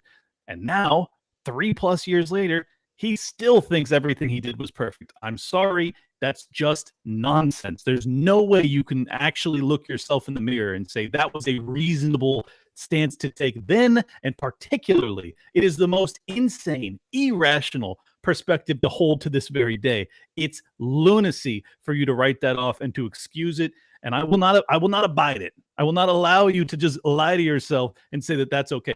You can still support the guy. You can still love him to the end of the earth, but just be real with yourself. He screwed up you and me over. I had to flee California. I spent 35 glorious years in San Diego, California, and I had to flee to go live under Ron DeSantis because he was that good of a governor when it mattered most. So do I support DeSantis for presidency? I'm not saying that. I thought he was a much better governor than anybody else aside from South Dakota chick. I'm blanking on her name right now.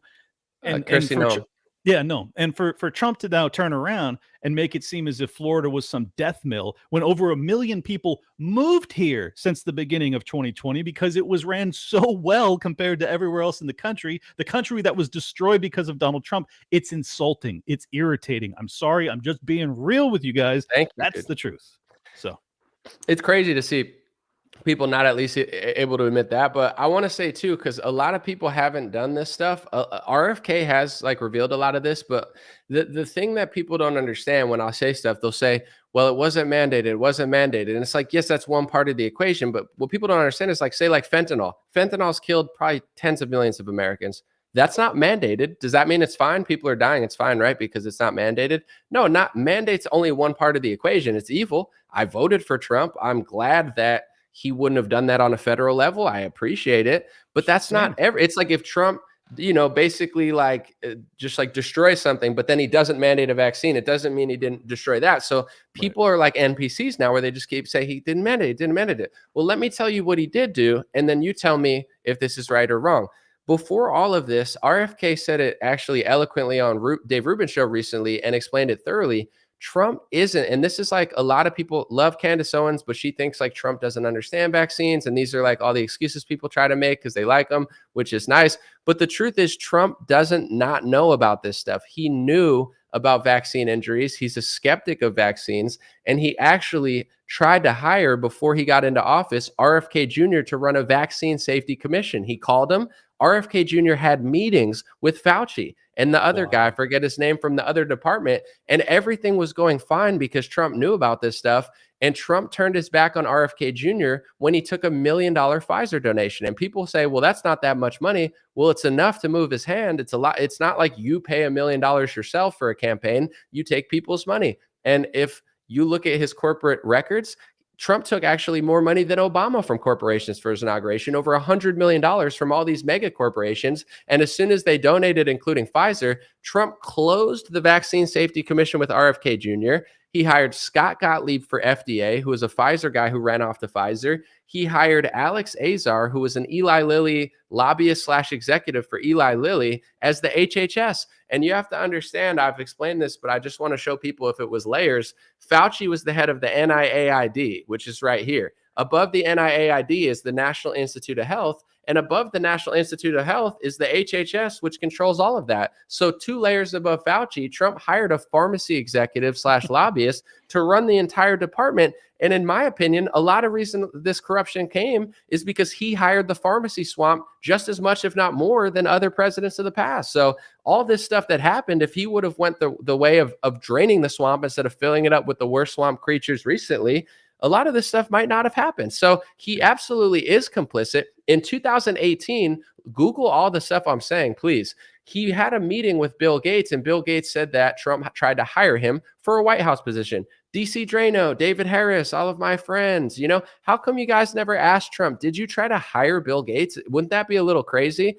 Is there any journalists left? Is there any integrity left on the right? Or are they just slurping down Mar-a-Lago steaks for their own bank accounts and deceiving you into thinking they're doing it for you? Long story short, Bill Gates told him in 2018 that he got Trump super excited about a universal flu vaccine. And he told Trump that you'll be the vaccine guy. And then in 2019, Trump passed an executive order for exactly the same stuff that Bill Gates told him in the meeting. Trump passed it past Congress with an executive order before the lockdown. When the lockdowns happen, outside of the mandates, that's what the NPCs say, like as if that's the only part of the equation. Trump did Operation Warp Speed, which is I think it was like 15, 16, 17, $18 billion socialist vaccine thing. As a libertarian or a conservative, everyone should know Pfizer or Johnson & Johnson just made such a good product and sold it, then that's fine. But that's not what happened. It was socialist. It's free because the government funded it. And what people don't even realize is that, yeah, you could call it, I don't care what you call it, communist, fascist. I know some people say, I'm like, whatever, as long as you know it's bad, call it what you want. But Moderna owns a joint patent. The government owns a joint patent on Moderna. So when Pfizer came out and got a bunch of money, Moderna actually tried to sue Pfizer. And Moderna is the one that's partnered with the government because the government part owns the patent for it. So anyway, they gave $18 billion in socialist money to Big Pharma. Then they bought hundreds of millions of their doses, which is socialist funding, socialist buying. And then Trump ran around the country saying he's the father of the vaccine. So whether you call it fascist, communist, socialist, whatever you want to call it what you will. It ain't American. It ain't American. It ain't capitalist. It ain't conservative. And it ain't libertarian. So Republicans don't realize this because all these NPC Mar-a-Lago steak slurping influencers, which are the ultimate deceivers, the ultimate sellout controlled ops now, whether they want to admit it or not, they won't tell you this stuff. They just keep telling you like 3 phrases so you repeat it on loop. With everything that I just told people, look it all up. It's all 100% real. It's all 100% provable. And this guy set you up. He's the father of the vaccine. He brags about it because it seems like in 2018, he had a meeting with Bill Gates and Bill Gates told him that he'd get credit for it. And apparently he wants credit for the COVID mRNA shots, So see, you and I are just giving Trump what he wants. We're giving him credit. Giving him credit for he's the father of the vaccine. He says, they call me the father of the vaccine. In many ways, that's true because I'm the one who pushed it. He's not an innocent, but this is the genius of Donald Trump. What does he do? He brainwashes his loyalists to only talk about November. And then he tells them in January, come to the Capitol. Mike Pence is going to overturn the election, hurt. Right. And all these organizers who would have been there against the lockdown and who were there against the mandate, they all got set up. You know what I'm saying? It's like Alex Jones calls the vaccine a bioweapon and clearly doesn't believe that or something, because then he says he's going to back Trump or Trump's the best option. Owen Schroyer, love that guy. He got basically set up at the Capitol where he was on the steps or whatever. I don't know what happened. He's facing lawsuits. And then he's out here saying the same stupid stuff. It's like, I love the guy, but it's like these people, it's like, how many times does he have to betray you until you snap out of it? You guys are going to complain on your network about how terrible the vaccine is for 2 years and then run around and say the father of the vaccine is the best option. Like, everybody's lying. And then the craziest part too is like, the further right Fuentes type crowd, they're also supporting Trump, where it's funny because it's like, yo, DeSantis is with Israel. It's like, so is Trump. Hell yeah. Trump pardoned Jonathan Pollard, an Israeli spy, on his way out of office. And, Jared Kushner's father, who blackmailed the brother. Like, it's a crazy story. Trump passed the same orders as DeSantis. He just doesn't fly to Israel. It's like, vote for who you want. But like I see all these, like, just be real about it. Further right influencers, and they're like, MAGA, yeah, it's real. We're going to crush it's like, what is everyone thinking? It feels like everybody's lying in unison. And I'm just trying to figure out, what in the world are they thinking? Well, I think that the just to play devil's advocate, I think that the most compelling argument for Trump is that the deep state persecution of him has radicalized him to a point that he might actually do the right thing. That's the best argument I can make. I don't know if I actually believe it, but if you read the Durham report, which I'm sure you did, I did on my show. If you look at the Russia collusion and just the consistent deep state coup that was coming after him, it's like, maybe, but like, you're going to bet the future of this country on a big maybe with a guy who definitively demonstrated his character when it mattered most in 2020. That's a risky bet. That's a bet I don't want to make. So that's where I'm at on it. Right. And the dude's still on stage with Lindsey Graham getting booed at a Trump rally. Dude, and then he says he's like, I'll fix them. I'll come back here and campaign for him. Dude, he's telling you he's going to come campaign for Lindsey Graham, the worst neocon rhino out of the bunch. And the craziest thing to me is, like, I saw a Hodge Twins poll with like over 100,000 people, right? And people will say that's not a real poll because it's not. But the funny part is, a real poll sometimes only has 900 people. So it's like right. A Hodge Twins poll with 150,000 people is actually like more legit than these stupid like Trafalgar polls or whatever these stupid things are. But before the arrest in 2022, like September, the Hodge Twins say, who would you rather for president? Trump had like 36% and DeSantis had like 64%. He was killing Trump in the polls.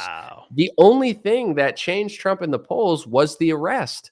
Overnight, people went, Trump's old. He's lying about the vaccine too much. DeSantis is a better leader. DeSantis led the way the last 2 years. Trump's just telling old stories about himself. He probably won't win the election. He's probably not going to poll as well. And then as soon as Alvin Bragg arrested Donald Trump flew up in the polls by 30%. He flew back to Mar-a-Lago and had a planned influencer dinner there with all your favorite sellouts. And then he flew up in the polls and raised more money than he's ever raised recently in his new campaign. So it's like, incredible. That's exactly why people went back. And now you have, I know I'm not trying to get you in trouble because you might not agree with me, which is fine. But like Tim Pool type NPCs where he's like, it's over. And it's like, bro, you're not making sense. Like, it's like toddler level analysis of this stuff. And if people do vote for him and support him, challenge him, please. The craziest thing that bothers me is like, I'm not Bill Mitchell. Trust me, I'm not John Cardillo or whatever. No disrespect to these people, but I'm not these people. I'm not shilling for DeSantis. I like that people are calling out DeSantis as donors. I like that people are realizing that he seems to like a foreign country a little, like in an obsessive amount. I don't mind that stuff, but it's healthy. It's right. Healthy that all of a sudden people care. Like Vivek came out and it's like, DeSantis is pushing speech laws.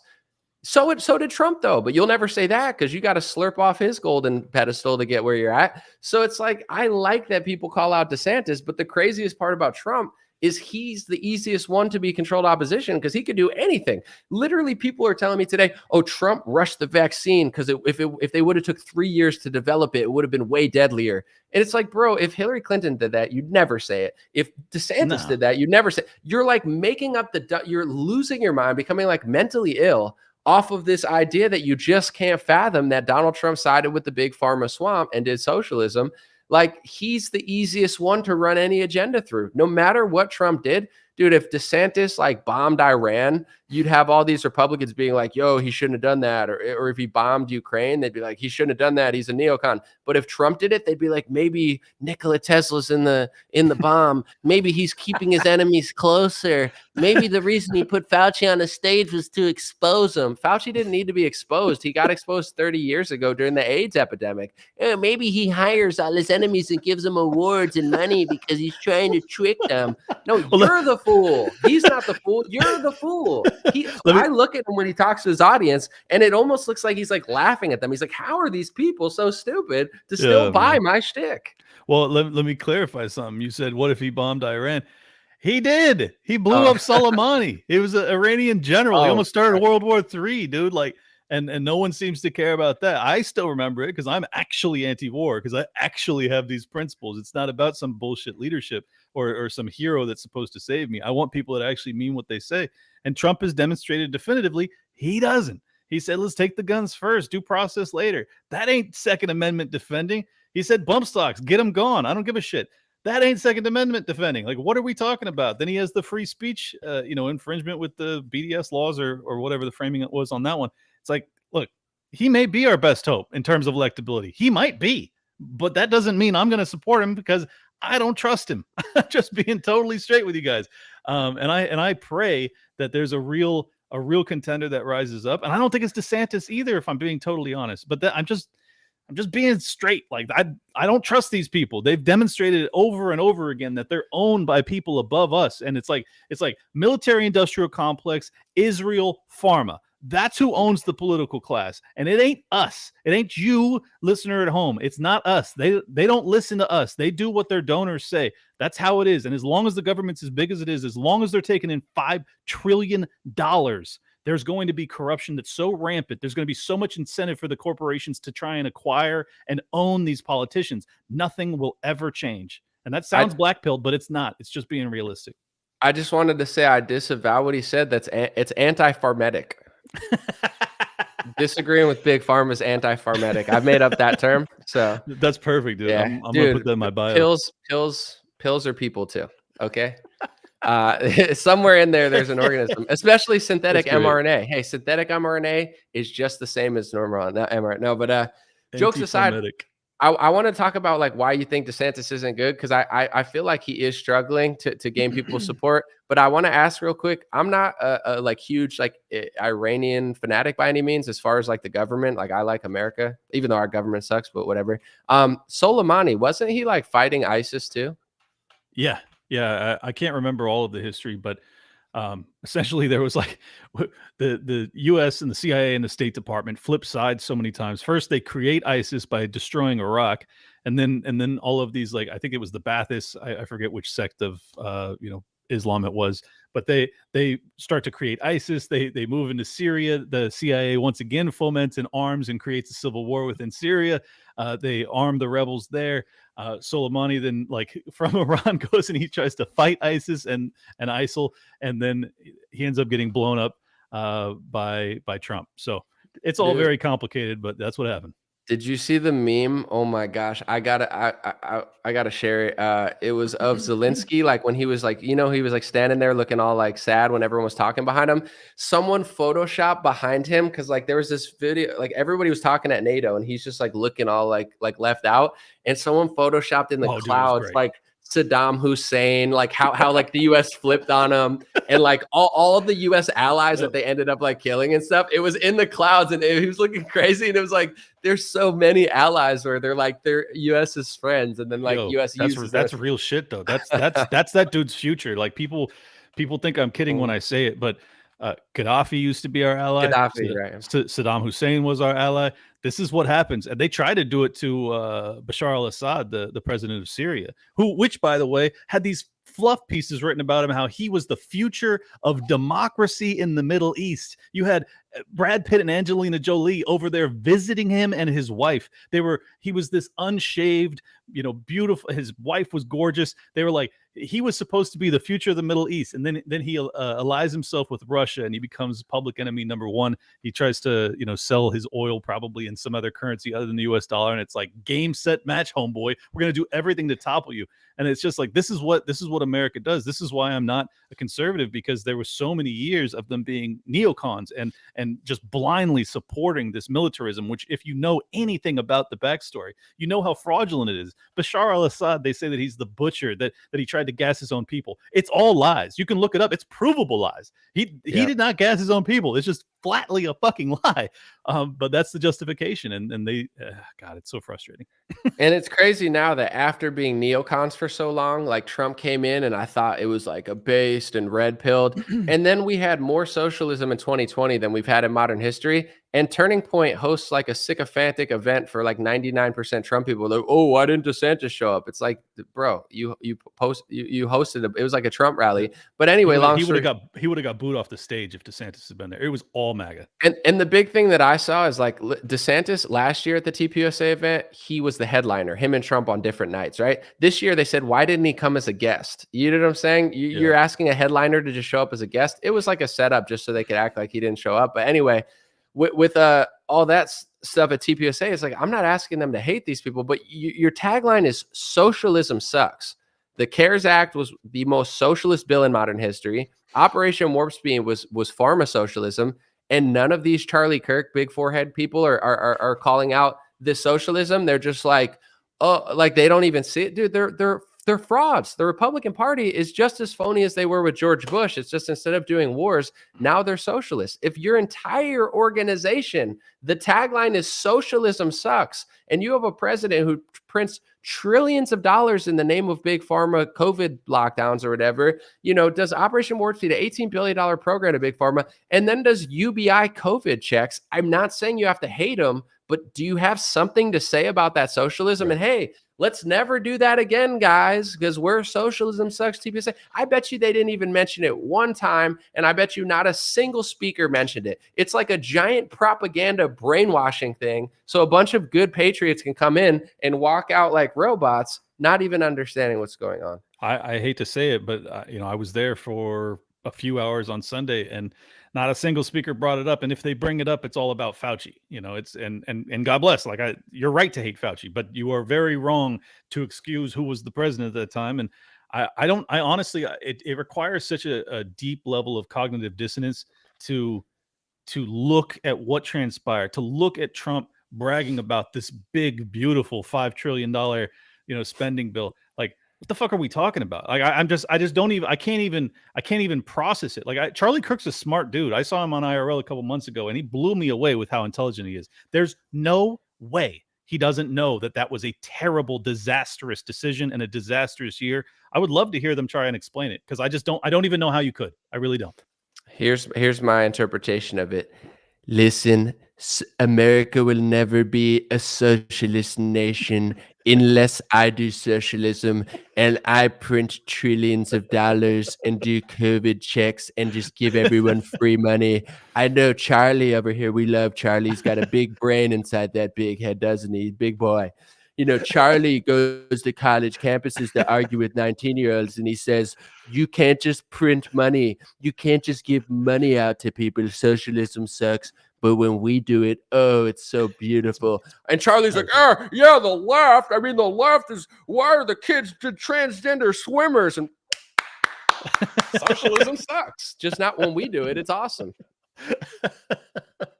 Is that what it looked like there? I didn't go. I don't know. Yeah, no, I don't have much to add to that other than, I'm befuddled, dude. For the life of me, like, the inflation we have experienced over the past 3 years has been a huge byproduct, not just of the printing, but also the lockdowns, which just destroyed the supply chains, which obviously decreases supply, which means prices rise to meet an equilibrium. That's just basic economics, not to mention the printing, which obviously is inflationary because you don't even have production to try to match the printing that was happening.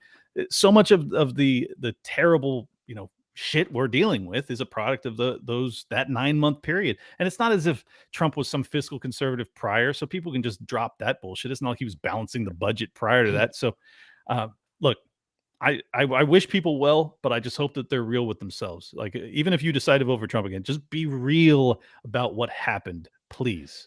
And I think the reason that they don't do it is like, well, people don't realize, like, these people are living like rock stars. I don't know if you saw the article that, like, Kimberly Guilfoyle, how much she got paid to introduce Don Jr. at January 6th. Like, I heard it was huge. It was like some obscene amount. I don't know if it was 50K, 100K, or something crazy. Like, I forget the number, but, and I'm not, listen, I want everyone to get their money, make their money in a capitalist world, whatever. But, like, the thing is, like, people think, oh, I think they just don't know. They know, they don't care. You know what I'm saying? Right. If you have to work your ass off an entire year, busting your ass for $50,000 or $100,000, and these people can make $100,000 just saying Trump, Trump, Trump, Trump, Trump for 40 minutes. You think you wouldn't do it too? I would hope you have a bigger soul and, like, would stand up for yourself. But long story short, these people are flying around, they're on helicopters, they're getting speaking gigs, they're drinking and partying with people who love them.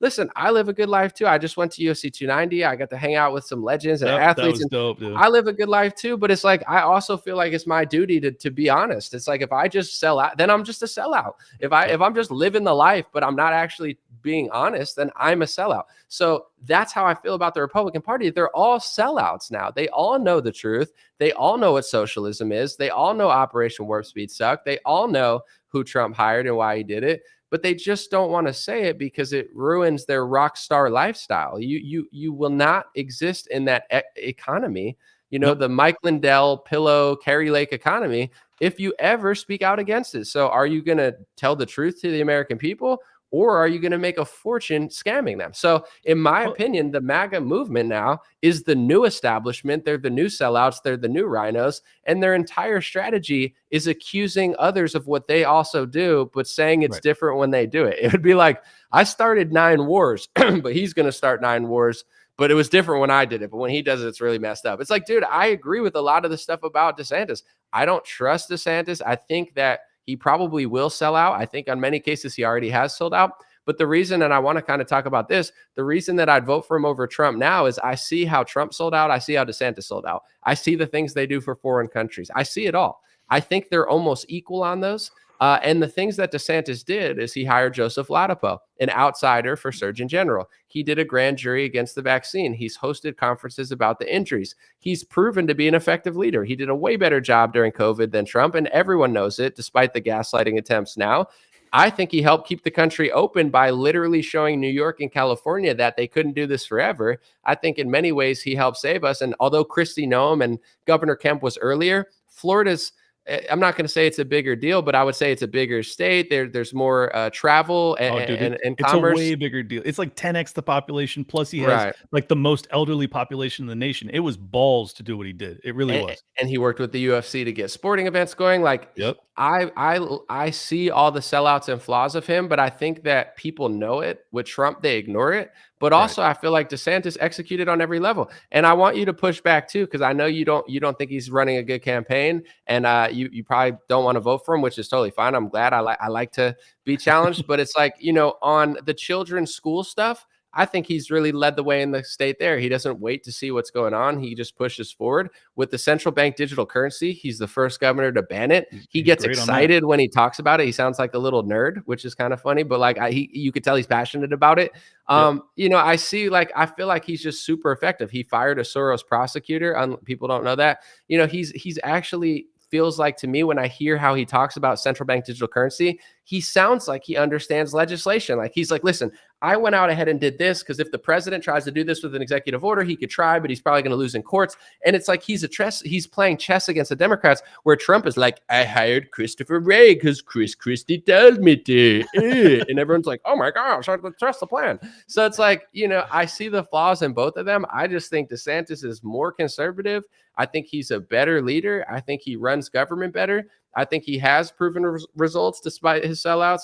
And I also think that he would beat Biden in the polls. I know people around that hate Trump that would vote for him. I know 20-year-olds that said they'd vote for him. I think he would beat Biden by 10 points. And I think Trump would cut it close. So push back against anything I said. Yeah. Like, what do you think that he's not doing right, or like campaign wise, or why do you think he's a worse candidate?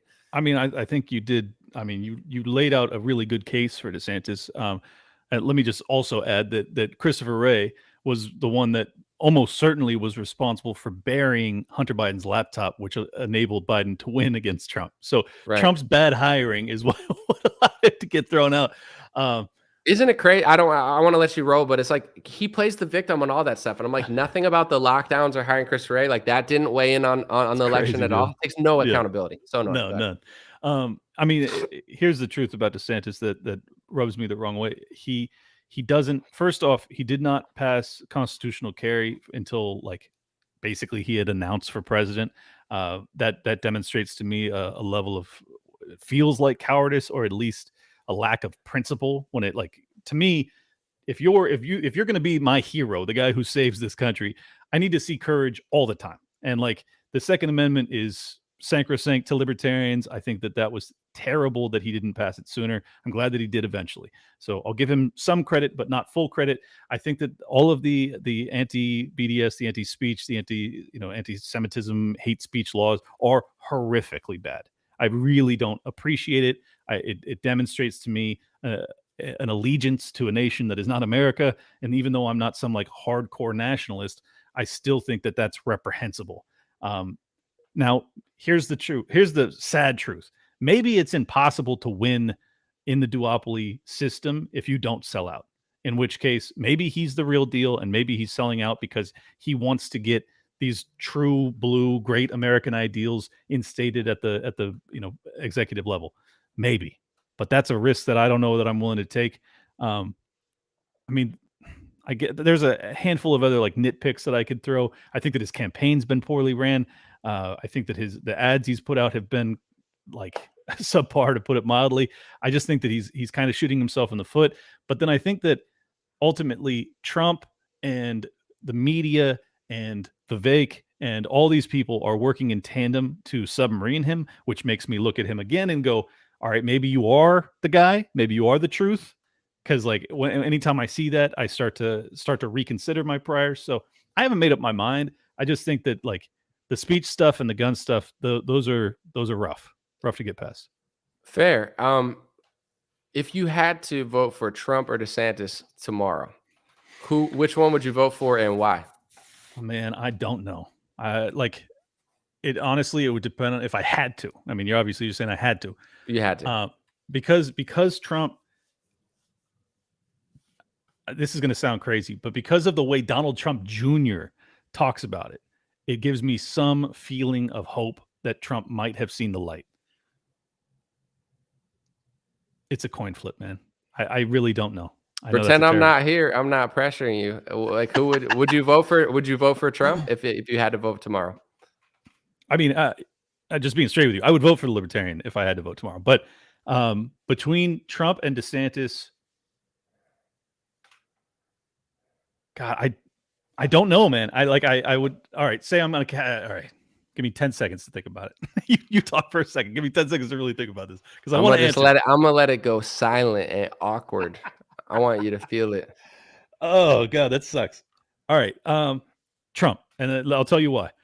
Trump's answer on the war in Ukraine and how the fact that he was willing to bring up, the Cuban Missile Crisis, the fact that he's willing to bring up NATO expansion, like the fact that he says that he thinks he can end the war in a day. Those are all, to me, that's my highest priority. And DeSantis has been unclear throughout as to his principles when it comes to anti-interventionism. That's why.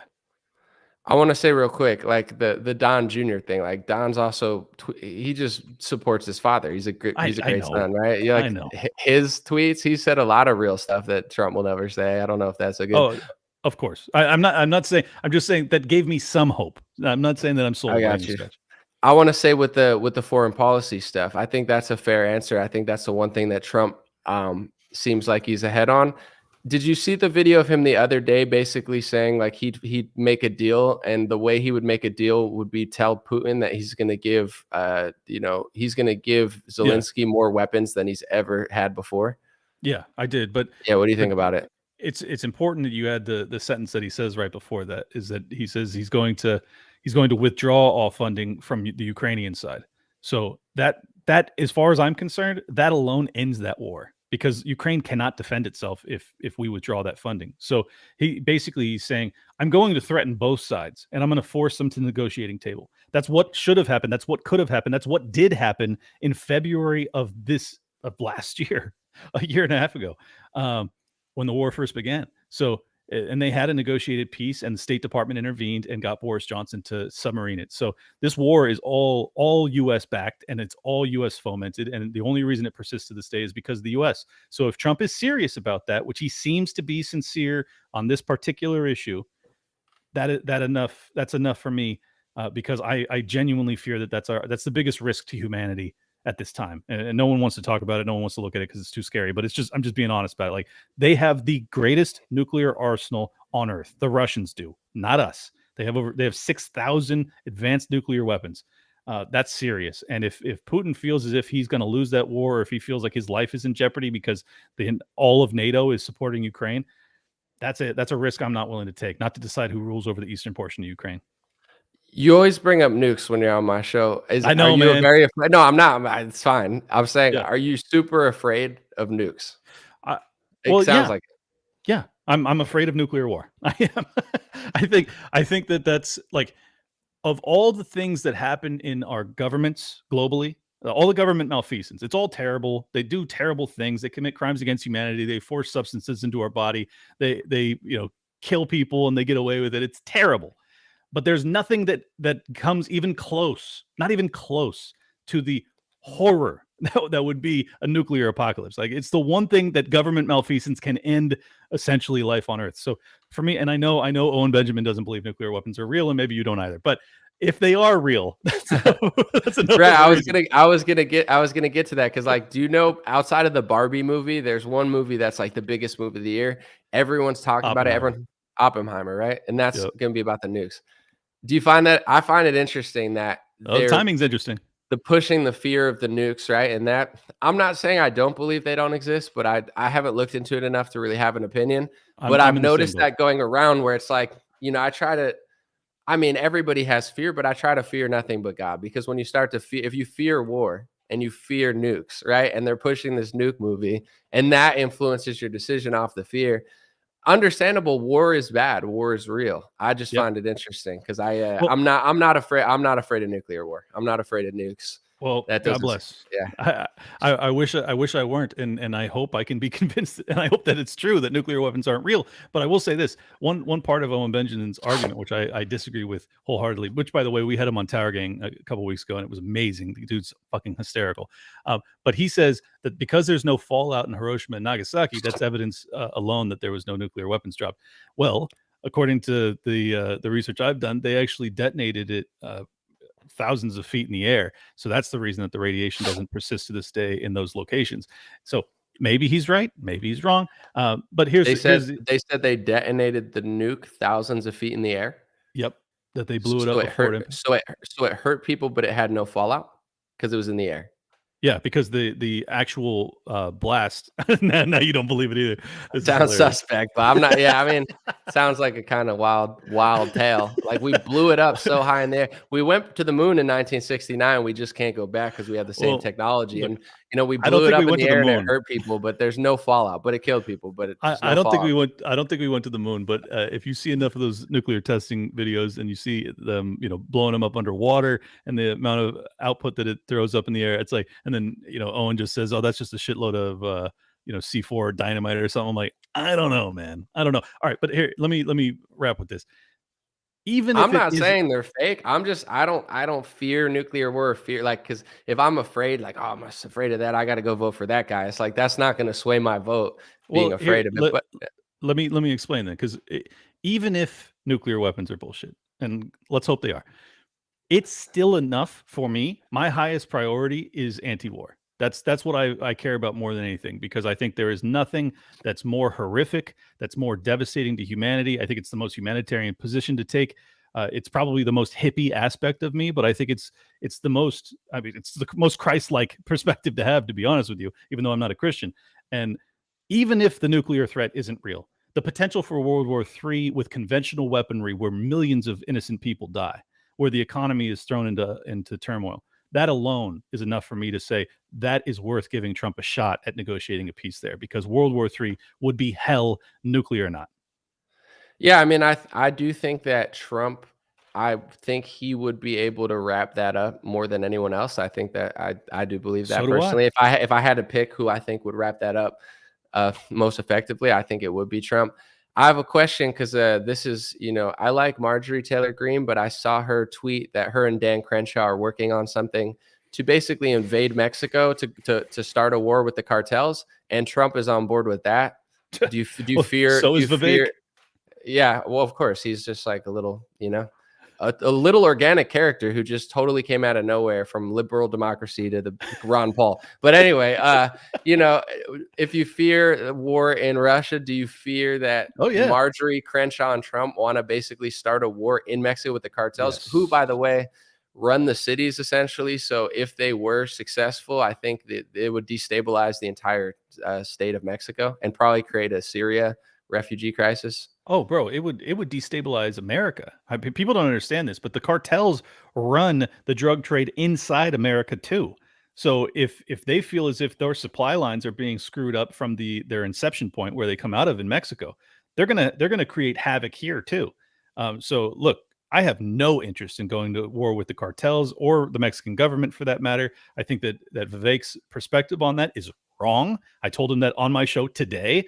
I think that the war on drugs is a absolute loss, and it's absurd to think that we're going to be able to prevent the flow of something that ultimately people want for whatever reason. You have to deal with the demand issue. You have to deal with the mental health crisis. You have to deal with the drug addiction crisis. The primary reason that people are taking fentanyl is because it's cheaper and because they all got hooked to heroin because that was cheaper than the pills that the pharma bros got them hooked on in the late 90s and the 2000s. This is all a product of big pharma once again. It's all a product of the war on drugs. The whole reason that people are cutting their drugs with fentanyl is because it's the cheapest thing out there. So I don't And support any of that. in America, I mean, if cartels are like coming into the country, I think American law enforcement can handle them. Like I'm not against that personally, but like Well, to they invade could. their to invade their country and basically wage war on them when they keep the city stable. So I'm just curious. Once again, I'm not asking you to agree with me. I'm just challenging your view. Are you afraid? Like Trump says he will go to Mexico and fight the cartels in Mexico. Marjorie Taylor Greene says that, and Dan Crenshaw says that. Are you afraid of that?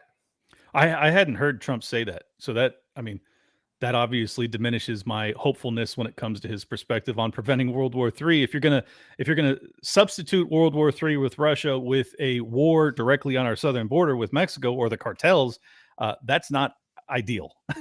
But honestly, I'm not afraid of dying. I want to make it very clear. Like when it comes to the nuclear holocaust thing, it's just catastrophic for humanity. Like if the nukes drop, it's just game set match. It's over. So it doesn't really matter. But I'm just anti-war. So for me, that's very concerning that Trump is saying that. I tried to dissuade, Vivek on my show today about that, and I doubt I made a dent. But it's just horrible. For the life of me, I don't know how they think it's going to play out. Like what war has been a success in your lifetime, Anomaly? Which war? Yeah, I mean, not any I could think of. I'll say this though. I mean, I understand Mexico and it's not ideal, but it's one of those things that the big cartels protect this. They keep the city somewhat safe. The smaller ones are a little more reckless. If like they're trying to essentially label them terrorists and they want to go there and fight them. To Yep. me, that's going to be a bigger crisis than like I think what's going on in Russia and Ukraine is horrible. I'm not afraid of nukes. I'm not afraid of like them attacking us in that sort of way. I'm much more. I think if they destabilize Mexico, the border would be 1,000 times worse. Like, we'd be flooded. I mean, we're already getting flooded with millions, but I think it would be a full blown war in America if Yeah. if they successfully upended the cartels in Mexico. Who's going to run the cities? Who's going to keep it? Like, I think that's what people don't understand about Mexico is that it's essentially a narco state right now. Like any semblance of stability that exists within Mexico is usually a product of the cartels, which have completely replaced and subjugated the government. So if you try and topple them, you're essentially coing the government, which is the cartel. So you're going to have massive instability. It's an absurdity. Every single war that we've had to peacemake and provide democracy and stability has created fallout and what's called blowback in CIA terms, not in libertarian terms. That's what blowback is. And it would be blowing back directly into our asses because it's right on our southern border.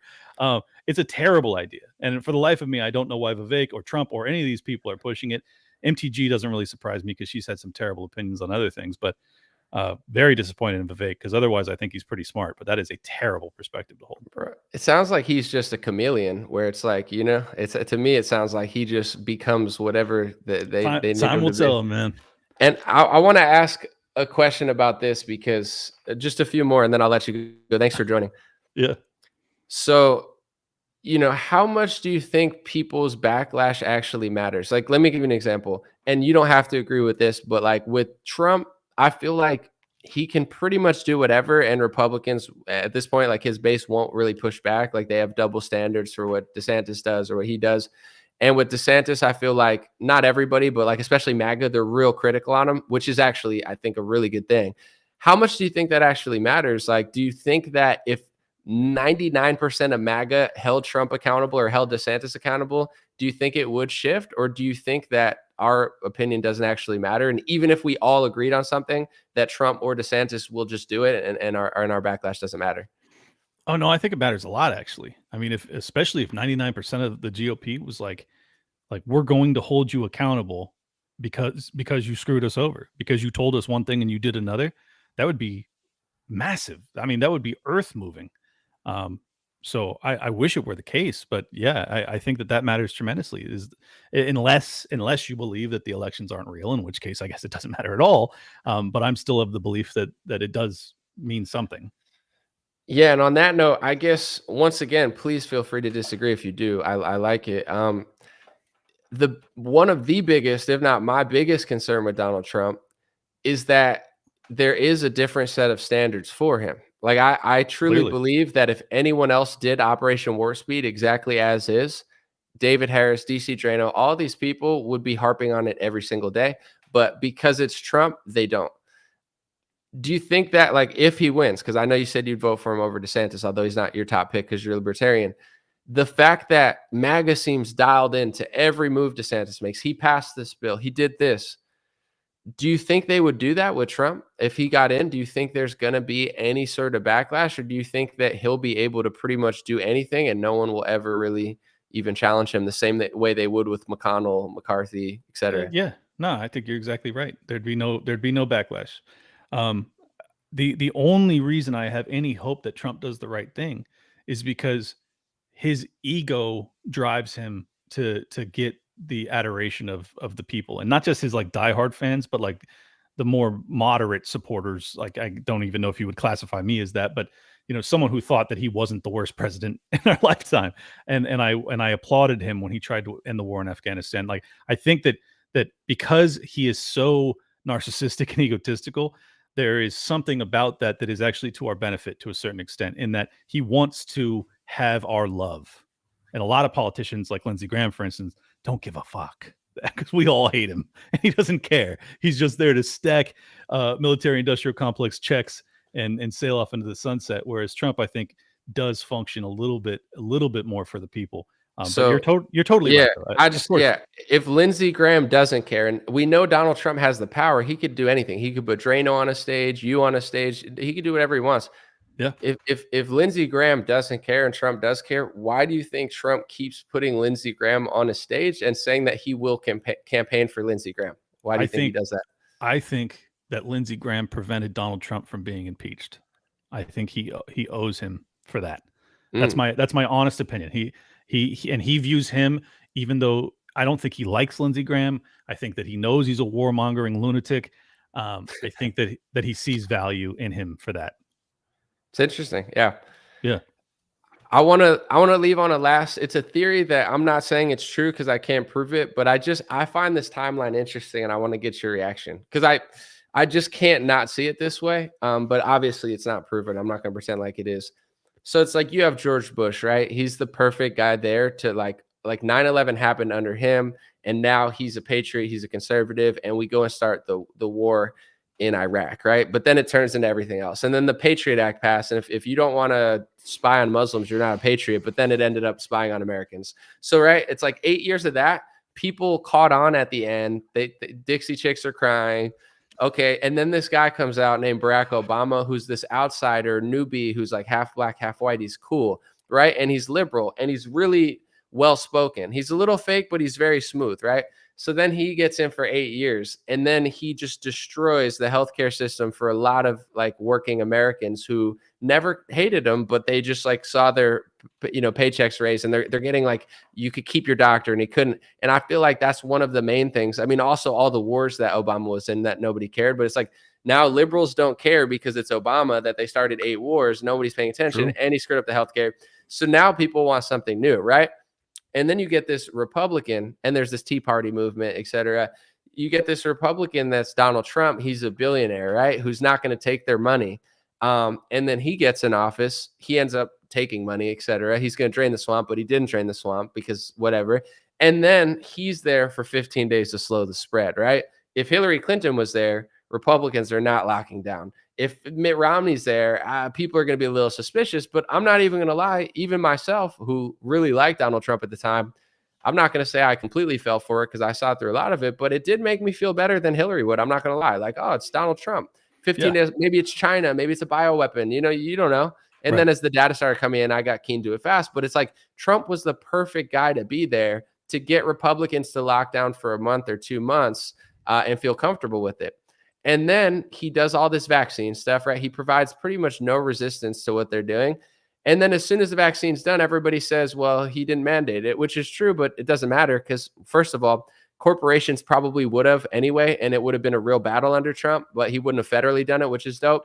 But it doesn't matter because he's not in office. So it's like it's basically like if it was a basketball game, Trump lobs it up with Operation Warp Speed, and then Biden gets in, and then he dunks it in our face, right? And Biden starts a war with Ukraine. As I'm not going to say he started it, but he didn't prevent it. And if you look at Obama and Biden, they provide weakness for Russia to do moves, from Crimea to that.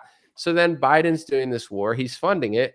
And it's going to run its course eventually. And, who say Trump gets back into office, it's like, well, what's next? China, Iran, the cartels. To me, I'm not saying they plan it all, but it's like as soon as what they need is done, then the other guy gets back in. And I think that DeSantis or Trump would start a war with Iran if the powers that be wanted him to. I don't know DeSantis' stance on Mexico, but I can't say I'm like fully believe that he wouldn't do what they want him to do. I don't really know. But it's like, what do you think about that? Where I'm not saying it's planned, but like it's like this shocking, it's like Event 201 to the lockdown. I'm not saying they planned it. It's just like shocking that they ran a simulation and then a lot of it's a little odd. So I just find the timing of it pretty interesting. I mean, I agree with your assessment in that it's all highly suspect. I would be crazy not to think like, yeah, maybe. The only thing that gives me pause in buying the controlled op narrative is that they really, really went after Donald Trump. I mean, they really did. They planted evidence, bro. Like they spied on him before he was the president. The FBI did. They did it based off of lies. They lied to the FISA court to do it. They then impeached him twice based off of shit that the dude who was going to take his place was already doing, for real doing. Right. None of that adds up. None of that fits into this puzzle piece of him being controlled op. But he did all of those other things that makes him look like controlled op. So who knows? One of the things that I think the Russia collusion thing did, because I hear you, it controls the narrative, right? So now for 3 years, Democrats are saying Trump is Russian, Clint's Russian, Anomaly's Russian, Bernie bros are everyone's Russian. Yep. And the right says, and the Ben Shapiro's of the world say, no, we're not. And that becomes the narrative, right? Just like for this next year, the narrative is we arrested Trump. And that elevates Trump and basically almost guarantees him the Republican nominee. True. And then the Trump campaign now, instead of saying, well, let's look at what he didn't do in the lot, it's like, well, no, we can't talk about that because he's the victim. I'm not saying it's what it is, but it's like with WWE, they call the bad guy the heel, right? And then there's like the hero and the heel. I'm not saying that's what it is, but I know by doing that to Trump, they completely control the conversation and it becomes a hero-villain story on each side. And it prevents people from actually talking about anything or doing anything. And then when it comes time, I remember when they were passing the speech laws, people told me, my influencer friends would be like, don't talk about this now. And I'm like, why? It's the First Amendment. And they'd say, well, talk about it after 2020 because Trump needs to win the election. Don't hurt his chances. And this was before the lockdown. And it's like, that was not what we expected. But, I hear you. I think that's the number one answer that people give is that, if they go after him so hard, then he must be real, right? He must be not who they want, or else they wouldn't go after him hard. Well, see, here, let me add one more bit of evidence in my defense, or in my case of the defense of Donald Trump being a controlled op. It's my opinion that they were seeking this war with Russia when Hillary was supposed to be president in 2016-17. So I believe that Donald Trump's presidency delayed their plans by 4 years. The whole reason that they tried to hem him up on the Russian collusion is because they wanted to foment hatred, particularly amongst the anti-war left, scare quotes, Right. against Russia. They wanted to have enough hatred towards Russia that they could justify this proxy war against Russia. So Right. that to me says that Trump is not playing their game, because if that's the case, why do they need to delay? Why they would just do it? Trump would just find a reason, but he didn't. And also he was lied to by his generals about troop counts in Syria. I mean, there's so many different times where, like, provable deception from his own people around him, that it just doesn't add up. But I'm not saying it's impossible. I'm definitely not saying it's impossible, but that's a level of, like, conspiracizing that I don't know that I can wrap my head around. But maybe I'm just not thinking 4D chess. I don't know. No, I mean, to be fair, I hear what you're saying. I think it's valid. When I talk about even influencers, like, I never say things I can't prove, in the sense of, like, I'm not going to say, oh, they're getting paid. I think a lot of them are controlled by their ego. I think a lot of them are controlled by their social circles. Yep. I think a lot of them are controlled by their business ties. There's no direct payments to these people. Like, here's $20,000 to support Trump, or $20,000 to support DeSantis. I don't think that's happening very often. I think it's just that they sell Trump T-shirts and they hang out with them at Mar-a-Lago. Well, and access for interviews, like all that stuff. It's the same shit that happens to the broader media. Right. So I think with Trump, it's like, I'm not necessarily saying that, someone's giving him a paycheck per se, but it's like, you can be controlled by your ego or your sense of flattery. You know what I'm saying? If you like to be flattered too much and you lack humility, Right. that can control you in that sense. But you look at, even say, like George Bush, you would say George Bush Sr. was establishment, probably, right? I would guess the senior. Oh yeah. Yeah, he was the head of the CIA, of course. He put Clarence Thomas in, you know, Great hire. Great appointment. better than anyone Trump put in, right? Mitt Romney. No, Yeah, what's his name? God, I'm blanking on his name, but Trump put in one Supreme Court justice, which is the truth. I'm blanking on his name. Gorsuch. Yeah, or something. Gorsuch is dope. Three conservatives, even if two of them are kind of liberally, they're better than Democrats, right? So That's even the like truth. if you look at Obama versus Romney, even though Romney is so deep state, if you go back and look at some of the articles about him, I don't think they're going as hard at him as Trump per se, because Trump's just like so loud, so boisterous, fights back. So, it like elevates, like punch. They fucking, excuse my language, they cried about him for 4 years. With Romney, they smeared him as well, even though he's in on it. But it does seem like, although, if a Republican wins, even George Bush is going to give you a better judge than a Clinton probably is. And that judge is going to last 30 years. So I do think that the media have a desire to put in a left-wing person, no matter who it is. I think so too. A lot of people say that, sorry, I know it's late there. I apologize. But yeah, a lot of people say that, the media never goes after DeSantis. And it's like, dude, you can find thousands of articles of them saying he killed people in Florida, et cetera. But I hear what you're saying. I'm not saying that he's like necessarily a handpicked person. I just find it insane. Like, if Hillary was in office, I agree with you that they might have started that Russian war earlier. Maybe the lockdown would have never happened. I'm not really sure, but I just feel like no one could have possibly gotten conservatives to feel comfortable with that for 2 months. Dude, I agree with you. Trump. I agree with you. It's just interesting. I'm not saying that's planned. I just find it interesting. No, I mean, that's just facts. Like, there's not a chance in hell that the conservatives are like, sure, shut down our churches. Right. Like, are you kidding me? Hillary Clinton told you to shut down your church pastor in Georgia. Are you going to do it? No, we're not going to do it. Are you out of your mind? We're going to have a freaking, I won't say the words, but they would go crazy, and rightfully so. And that's what should have happened under Trump, but it didn't, because Trump was their president.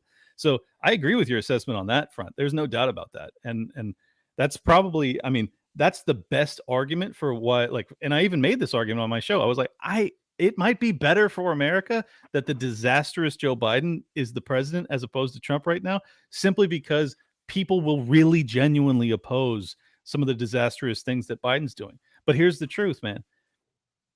Biden won, and we've now shelled out, thanks to the GOP, which also votes along with him, hundreds of billions of dollars to Ukraine in a proxy war that could lead towards World War III and potentially a nuclear holocaust. So like there are consequences. He also put on the Supreme Court justice the most moronic, underqualified, just affirmative action garbage hire I have ever seen in my life. This woman who can't even describe what a woman is. She's laughably bad. She's a lunatic. And we're going to have to deal with her for God knows how long, probably 40 years. That's terrible.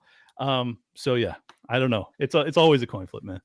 I think Republicans, I vote Republican on both sides, like locally and nationally. But nationally now, it would be mostly for Supreme Court justices. Like that's really to the extent of what I think they do, and a few little things. But this is where I'm at, and I'll ask you, and then please let me know if you need to go because I'm going to roll out in a couple minutes anyway. But sure. If it were RFK versus Trump, right? This is really made me think because I don't know who I'd vote for.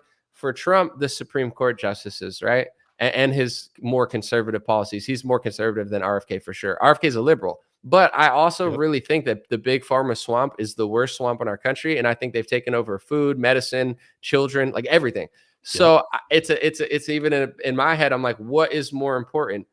4 years of like bad liberal decisions. But at the same time, I do think that RFK would make a full-blooded effort to like clean it up a little bit.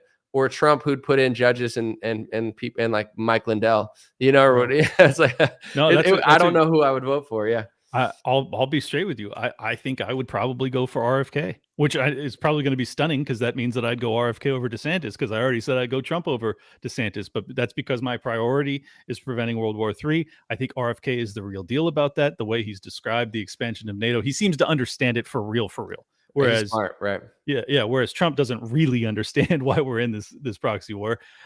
He just thinks that like if he had been president, everything would have been fine. That's the extent of his belief system. Whereas RFK really understands it. RFK also seems to genuinely believe that the FBI and the CIA were responsible for both his uncle and his death and his dad's death. Their assassinations. He also wrote an entire encyclopedia on Anthony Fauci's corruption. And I think if there's any presidential candidate that might actually prosecute this dude or put in someone in the DOJ that might investigate him, it's RFK. Those are all really important things to me. So even though he's not good on guns, he's terrible on spending, he's terrible on a bunch of things, I think he's probably the best option. But then there's a real compelling argument that he's controlled op too. I mean, the fact that he's a Kennedy and the fact that he's been running around saying all this nonsense, he kind of seems to be this outsider. The media has given him the same sort of, blacklist treatment that Trump received, that may propel him into the spotlight. If you believe that they could have psyoped us and control opt Trump, well, then you have to be concerned about that with RFK too. So I like him. I like what he says, but I know we'll wrap it up with this. Dr. Shiva's coming on tomorrow, and Dr. Shiva hates RFK, so I can't wait to hear that. I'm sure he'll provide that argument because I'm not gonna lie, I haven't fully even heard what he said, so I am excited to hear it. So he's gonna burn this place down. Dude, Shiva does not hold back. Yeah, it should be a good time. Where can people find you? Thanks for joining. This was a great live stream. Super fun, super interesting. Yeah, thanks for hanging out. Where can people find your stuff? Am I reading that right? 2,600 live comments. That's bonkers. Is it? Yeah, that's what it says, dude. Crazy. At Liberty Lockpod on Twitter. I'm about to hit 100K. Please get me over the hump, folks. And Liberty Lockdown, you can find it on all the YouTube, Spotify, Rumble, all over the place. Just search Liberty Lockdown. And last but not least, I'm also co-host of a comedy show called Tower Gang. If you guys want to check that out, it's it's banned everywhere, but you can probably find it on Rumble or something.